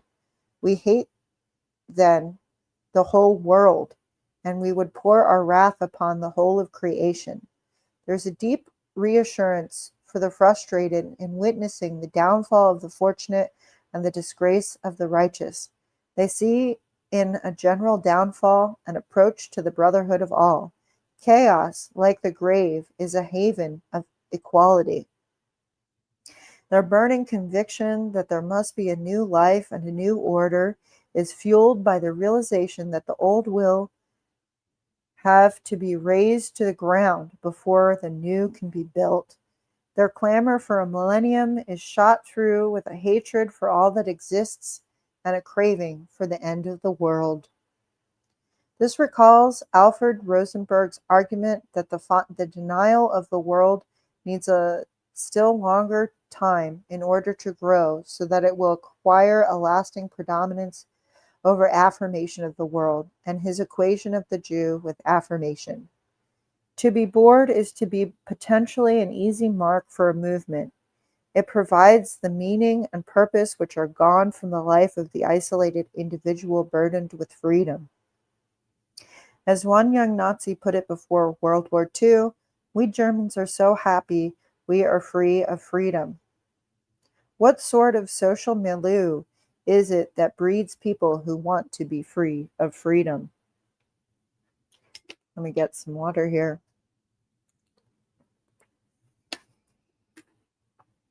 Precisely that which has increasingly prevailed since the 19th century. A mass society in which the individual is atomized and counts for very little. He stands completely alone. His ties with the community, the family, the kinship group have been broken. Paradoxically, he needs them more than ever because the individual life becomes increasingly absurd and incoherent the more mass society advances. Uprooted from village and ancestral loyalties and shifted to the anonymous city, the individual suffers culture shock. The old values are out of place in the hostile, competitive world. As an isolated person, no longer part of a group whose norms he accepted, he is uncertain and empty, unless he is an independent thinker or a creative spirit, in which case he may feel well rid of the influence of the group. But with the encroachment of mass society, it is less and less likely that he will be able to think or create. A philologist specializing in Middle High German described the situation candidly to Milton Mayer. They thought they were free. He said, "Suddenly I was plunged into an all-new activity as the university was drawn into the new situation. Meetings, conferences, interviews, ceremonies, and above all, papers to be filled out, reports, bibliographies, lists, questionnaires. And on top of that were the demands in the community, the things in which one was expected to participate that had been there or had not been important before. It consumed all one's energies. You can see how easy it was then not to think about fundamental things. One had no time. The dictatorship and the whole process of its coming into being was above all diverting. It provided an excuse not to think for people who did not want to think anyway. Most of us did not want to think about fundamental things and never had. There was no need to. Nazism gave us some dreadful fundamental things to think about. We were decent people and kept so busy with continuous changes and crises and so fascinated, yes, fascinated by the machinations of the national enemies, without and within, that we had no time to think about these dreadful things that were growing little by little all around us. Unconsciously, I suppose, we were grateful. Who wants to think? Through mass education and mass communication, the individual is propagandized and molded into conditioned responses, like one of Pavlov's dogs. His innate ability to figure things out for himself atrophies with predictable consequences. To soften the pain of emptiness, he is drowned in entertainments, which offer him hero surrogates who are able to live for him. Eternally occupied either as a hustler, machine, or spectator, he seldom has a moment to notice that he cannot think, feel, or live, and his life is petty, shabby, and totally without meaning. That his authorities are deceitful and manipulative, his society is disintegrating, his relationships are hollow, and worst of all, that nothing is being done to remedy these horrors. The irony is that the individual in mass society has only himself. The authority of his parents has been undermined. He has moved from soil where he was born and experienced certain local allegiances. His work is inhuman and mechanical. No meaning, responsibility, or dignity attaches to it. It requires his participation, but actually develops passivity. It regiments him, and he remains an apathetic machine. He is dependent on his job and in periods of economic insecurity glad to have it, but he feels diminished by it. His relationships lack intimacy and affection. He can no longer trust anyone. He must have answers that will explain the problems of his life. Yet because he has been trained not to think for himself, he faces a void and his life becomes unendurable. Human beings can't stand being unimportant. Most will readily accept the idea of further and further massification, the greater leveling and equality which is evidence of greater democracy as a sign of progress. Mass society is symbolized by modernism and egalitarianism, two popular myths of progress. In Germany, this egalitarianism culminated in Hitler's boast that, quote, 60,000 men have outwardly become almost a unit, that actually these men are uniform not only in his ideas, but that even the facial expression is almost the same. Look at these laughing eyes, this fanatical enthusiasm, and you will discover how 100,000 men in a movement become a single type. So let's look at what does the movement offer the faithful? Okay, not in Christ, right? Because if you had Christ in your life, you might not feel so empty. I just have to put that out there. I should do another stream. Another stream. Well, I've already decided to. I hope you feel better, Terry. I don't. You mean like another stream about Taylor Swift, or I should stop here? I can't. I can't stop now. Listen, I'll stop soon. This is my marathon, I guess. We'll finish this chapter at least. All right. Nothing less. So, what does the movement offer the faithful? Nothing less than a new life. His rebirth is sometimes symbolized in a new name, exotic and foreign, to make the change of identity tangible. Right? Cults often do that, right? They give you a new name. That's how I knew transgenderism was a cult right away, because they were changing their names. Now there is certainty. He knows exactly what is expected of him. Within a circumscribed set of rules, all is permitted, rage without guilt, relief from responsibility, the assertion of superiority over others. He knows what action is required of him in the present and can look forward to a millennial future as well. There is no more ambiguity, right? People don't like ambiguity. The conflicts, tensions, self-criticisms, and doubts that assail the rest of us are washed away, and he enjoys a state of equilibrium. He is no longer a passive participant. Righteously, he looks down at those whom he formerly felt to be superior. The same society which scorned him now is forced to recognize that his beliefs are important. The masked man becomes a power in the world. Rudolf Hess, the melancholy student who became deputy leader of the Third Reich, remained grateful to the end. As he testified at Nuremberg, quote, "It was granted to me for many years of my life to live and work under the greatest sun whom my nation has produced in the 1,000 years of its history. Even if I could, I would not expunge this period from my existence. I regret nothing. If I were standing once more at the beginning, I should act once again as I did then, even if I knew that at the end I should be burnt at the stake. No matter what men do, I shall one day stand before the judgment seat of the Almighty. I shall answer to him, and I know that he will acquit me." Wow, that's a cope. In exchange for this miraculous transformation, the individual willingly subjects himself to a thorough brainwashing, through which his old beliefs and personality are eradicated. He may never be aware that he is being brainwashed. It may happen instantly or gradually, but he puts absolute trust in the leaders of the movement. The group becomes the good father he may never have had, the proxy whom he depends on to solve all of his problems, and the authority to which he owes obedience.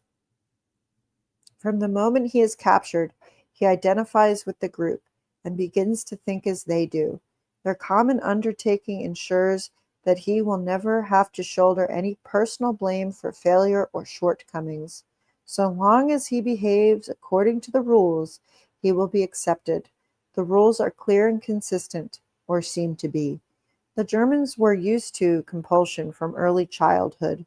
Rudolf Hess's reminiscence is fairly typical and makes his subsequent acquiescence in running Auschwitz more plausible. He said, "It was constantly impressed upon me in forceful terms that I must obey promptly the wishes and commands of my parents, teachers, priests, etc., and indeed of all grown-up people, including servants, and that nothing must distract me from this duty. Whatever they said was always right. These basic principles on which I was brought up become part of my flesh and blood. I can still clearly remember how my father, who on account of his fervent Catholicism was determined to be an opponent of the Reich government and its policy, and he never ceased to remind his friends that, however strong one's opposition might be, the laws and decrees of the state had to be obeyed unconditionally. From my earliest youth, I was brought up with a strong awareness of duty. In my parents' house, it was insisted that every task be exactly and conscientiously carried out. Each member of the family had his own special duties to perform. The group is beyond criticism. Its realm is sacred. Even if a man has convictions which run counter to those of the movement, he can still be led to act in a manner which contradicts his own beliefs, either because his will is weak or because he is the victim of certain techniques which cause his will to be transcended. He can say with Hermann Göring, "I have no conscience. Adolf Hitler is my conscience," or "It is not I who live, but the Führer who lives in me." It is important to examine these techniques if we are to understand how people can be made to follow a Führer wherever he may lead. They are isolated at first. No free exchange with unbelievers is allowed. He is cut off from ties of loyalty to the past. His family and friends are discredited. Feelings of exclusivity are encouraged. His mind is barraged with repetitive propaganda until it is made weary. The indoctrination may go on uninterruptedly for 16 hours or more a day, for weeks on end. Even if they reject what he hears, argues against it, or falls into apathy, the Pavlovian conditioning ultimately seduces him, and he surrenders to the training. Mechanical drill, rhythmical marches, dance rituals, and repetitive chanting are also effective in breaking down resistance. The English psychiatrist William Sargent could better grasp how Hitler was able to bring even intelligent Germans into a condition of intellectual and emotional subjugation through mass rallies, marching, and music, chanting and slogans, and highly emotional oratory and ceremony. After witnessing the subservience of certain African tribes to their leaders and seeing their powerful initiation rites. You know what's interesting? When I was a real TERF, which I'm not really anymore, I went to some protests, and what always fascinated me was the singing that they would do at us and the dancing, like they were the fun crew. But they were really the mindless crew shouting at a bunch of women who wanted to have rights. Anyway, he said, whether in a primitive tribe or at school or in the army, the process is essentially the same. Severe stress is imposed on the new recruit by subjecting him to arbitrary and frightening authority, by bewildering him, abusing or ill-treating him, by telling him that his old values and sentiments are childish, and so inducing him in a state of unease and suggestibility in which new values can easily be drummed into him, and he recovers his self-confidence by accepting them. The initial conditioning techniques may have been reinforced from time to time by further conditioning procedures, and follow-up indoctrination is considered most important in all types of religious or other conversion. Once they have been broken down and sensitized, his thinking and feelings can be manipulated and delusions implanted. He falls under the suggestive power of the group and and accepts its distortions as objective truth. Most people are su- most people are suggestible and can be hypnotized against their will, obeying commands even when they go against the grain. This reminds me of 2020 and all of the humiliation rituals that entailed. Dr. Sargent observed, "It is not the mentally ill, but the ordinary normal people who are most susceptible to brainwashing, conversion, possession, the crisis, and who fall readily under the spell of the demagogue or the revitalist, the witch doctor or the pop group, the priest or the psychiatrist, even in less extreme ways, the propagandist or the advertiser." Um, in the suggestible state, the proselyte may attribute divine powers to his leader and accept dogmas which he might have rejected in a more normal state. Some of the men closest to Hitler, for example, acknowledged that they believed in his divinity. Himmler's Monsieur, Felix Kirsten, relates that he once answered the phone and heard Hitler's voice before passing the phone on to Himmler, who exclaimed, "You have been listening to the voice of the Fuhrer. You're a very lucky man." Himmler told Kirsten that Hitler's commands came from a world transcending this one and possessed a divine power. It was the karma of the German people that they should be saved by a figure of great brilliance, which had become incarnate in Hitler's person. And even disbelievers and scoffers can also come to accept irrational dogmas through contagion, imitation, or sudden conversion. Beliefs have the power to infect, which I underlined when I read this a few years ago. The onlookers at a mass rally where emotions are being stirred up often feel the same intensity of excitement that the participants feel. We can catch ideas that are completely foreign to us. In early Judaism, for example, there was no concept of a demonic force. God was responsible for both good and evil. But with influences from Iran, Egypt, and Greece came a tendency to explain evil as the work of demons. Soon after, people began to see manifestations of evil spirits everywhere, and every misfortune, every illness, and particularly under the name of possession, all disorders of the nervous system were ascribed to them. According to Charles Guggenbert, the Jewish world order in the time of Jesus. Hitler's early speeches were so mesmerizing. Let's look at Hitler's speech. And then I promise I'm done. There's only a couple pages left. Okay. I still don't get it. People really like it when other people yell at them, though, it seems like. All right. Hitler's early speeches were so mesmerizing that even people who were repelled by his ideas felt themselves being swept along. The playwright Eugene Ionesco mentions in his autobiography that he received the inspiration for Rhinoceros when he felt himself pulled into the Nazi orbit at a mass rally and had to struggle to keep from developing rhinoceritis. We catch ideas too because we want to be like others, particularly when we want not to be our despised selves. If we're satisfied, right, if we have self esteem, we don't need to conform. But if we're not, we imitate people who we admire for having greater judgment, taste, or good fortune. Obedience itself is a kind of imitation. Through conformity, the person who feels inferior is in no danger of being exposed. He's indistinguishable from others. No one can single him out and examine his unique being. Conformity, in turn, sets him up to be further canceled out as an individual, to have no life apart from his collective purpose. This gives a movement tremendous power over the individual. Even intelligent people are not immune from the desire to conform. Heinrich Hildebrandt, a school teacher who was anxious to hide his liberal past, joined the Nazi Party and, to his own disgust, found himself proud to be wearing the insignia. It showed I belonged. Right? That's I think one of the most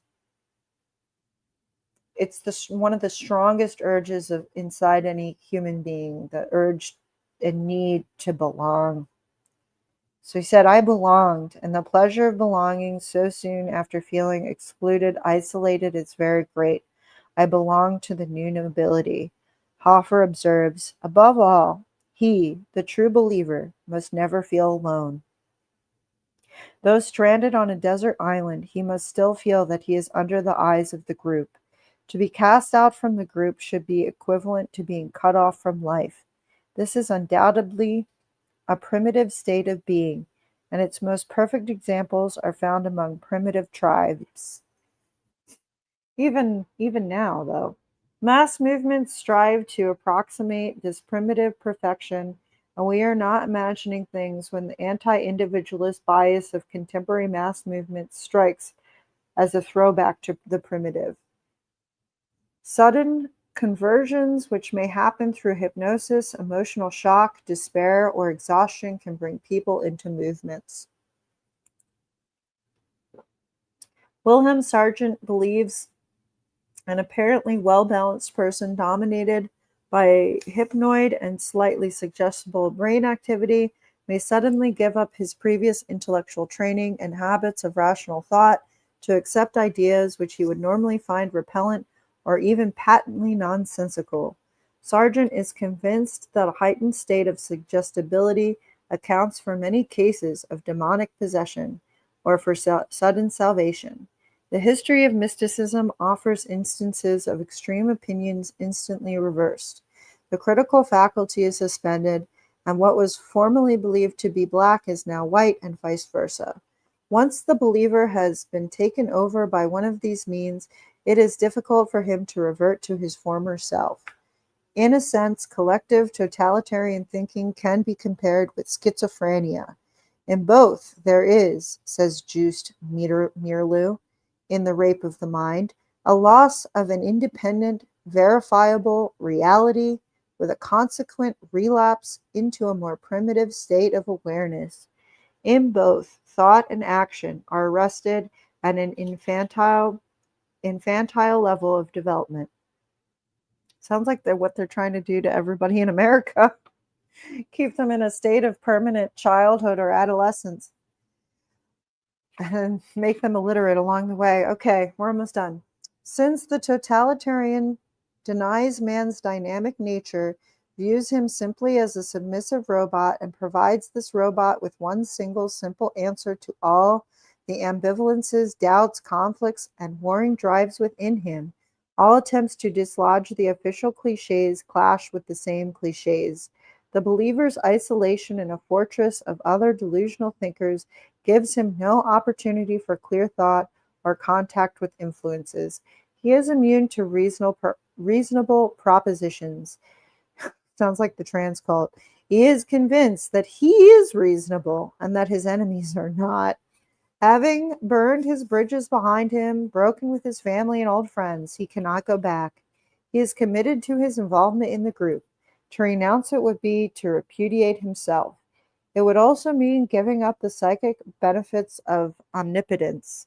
His personality and prejudices have become crystallized around a set of actions and dogmas. They are irreversible.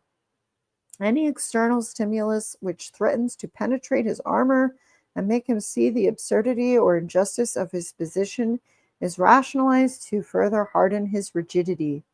He has joined the movement, at least partly because it handed him stereotypes in place of his vague notions and saved him from having to think out things for himself. Any stimulus which evokes a symbol causes a reflex action.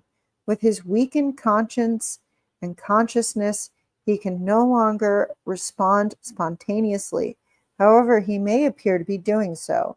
He has become the movement.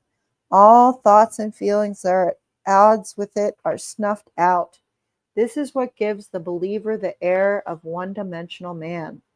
He lacks depth. There is a limited range of possibilities open to him. If one wants therefore to convert him back to autonomous human being, one finds there is nobody at home. His mind is shut tight against new ideas. The slogans and ready-made judgments he has absorbed stretch forward into infinity. The believer is protected for all time. Within his sacred circle, all knowledge, all other knowledge, is taboo. One might say the most telltale sign of a believer is his refusal to examine ideas other than the divine commandments which have been implanted in him. One can't get to him because he will not and cannot engage in dialogue. Does this sound familiar? What is particularly maddening about him is that sterile and unimaginative, he masquerades as an exemplary man, an objective guide eager to spread enlightenment. The ability to exercise his own judgment, having atrophied, is never restored. Even if he should drop out of one group, he will quickly seek and find another. Like a drug addict who needs a fix, he cannot live without his cliches. At Nuremberg, after the war, Allied examiners were shocked to see how unrepentant some of the Nazis were. Julius Streicher cried Heil Hitler at his execution until the opening of a trapdoor muffled his voice. Arthur Sess Inquart declared to the last that Hitler remained the man who made Greater Germany a reality in history. Rudolf Hess, by his own admission, completely filled, indeed obsessed, with his monstrous goal, was not guilty of arrogance when he proudly declared that, quote, Auschwitz became the greatest human extermination center of all time, end quote. He was one of the countless ordinary men who had been turned into a believer. He gave validity to Hitler's contention that by the clever and continuous use of propaganda, a people can even be made to mistake heaven from hell, and vice versa, the most miserable life for paradise. As Hitler knew better than perhaps almost anyone else, the essence of propaganda consists in winning people over to an idea so sincerely, so vitally, that in the end they succumb to it utterly and can never escape from it again. We need not, however, look as far back as Nazi Germany for examples of people undergoing personality changes and extreme shifts in ideology. We can learn from present-day American groups. And that's where I'm going to leave it. There's only one more chapter, but the last chapter is about cults in America. I believe he touches on the moon cult. Yeah, it is nice to feel like you belong, but you have to be dangerous. You have to be careful because it can be dangerous to belong to certain groups. Like, your mind can, like this book says, like atrophy. I think the trans cult, this is why it seems like the Democrats really seem to be holding on to these bad ideas. I think they could win people back if they let go of these ideas, but they've truly been subsumed by them. Anyway, that is it for this stream today. I hope you enjoyed my foray into the Taylor Swift song. I don't see anything racist about that, and I think people are certainly reaching, as one will do if they're part of a mass movement, right? They have no thoughts of their own. I hope everyone's having an awesome time doing whatever they're doing. I will catch you on the flip side. If you do want to donate to me, please scan the QR code and give me a tip.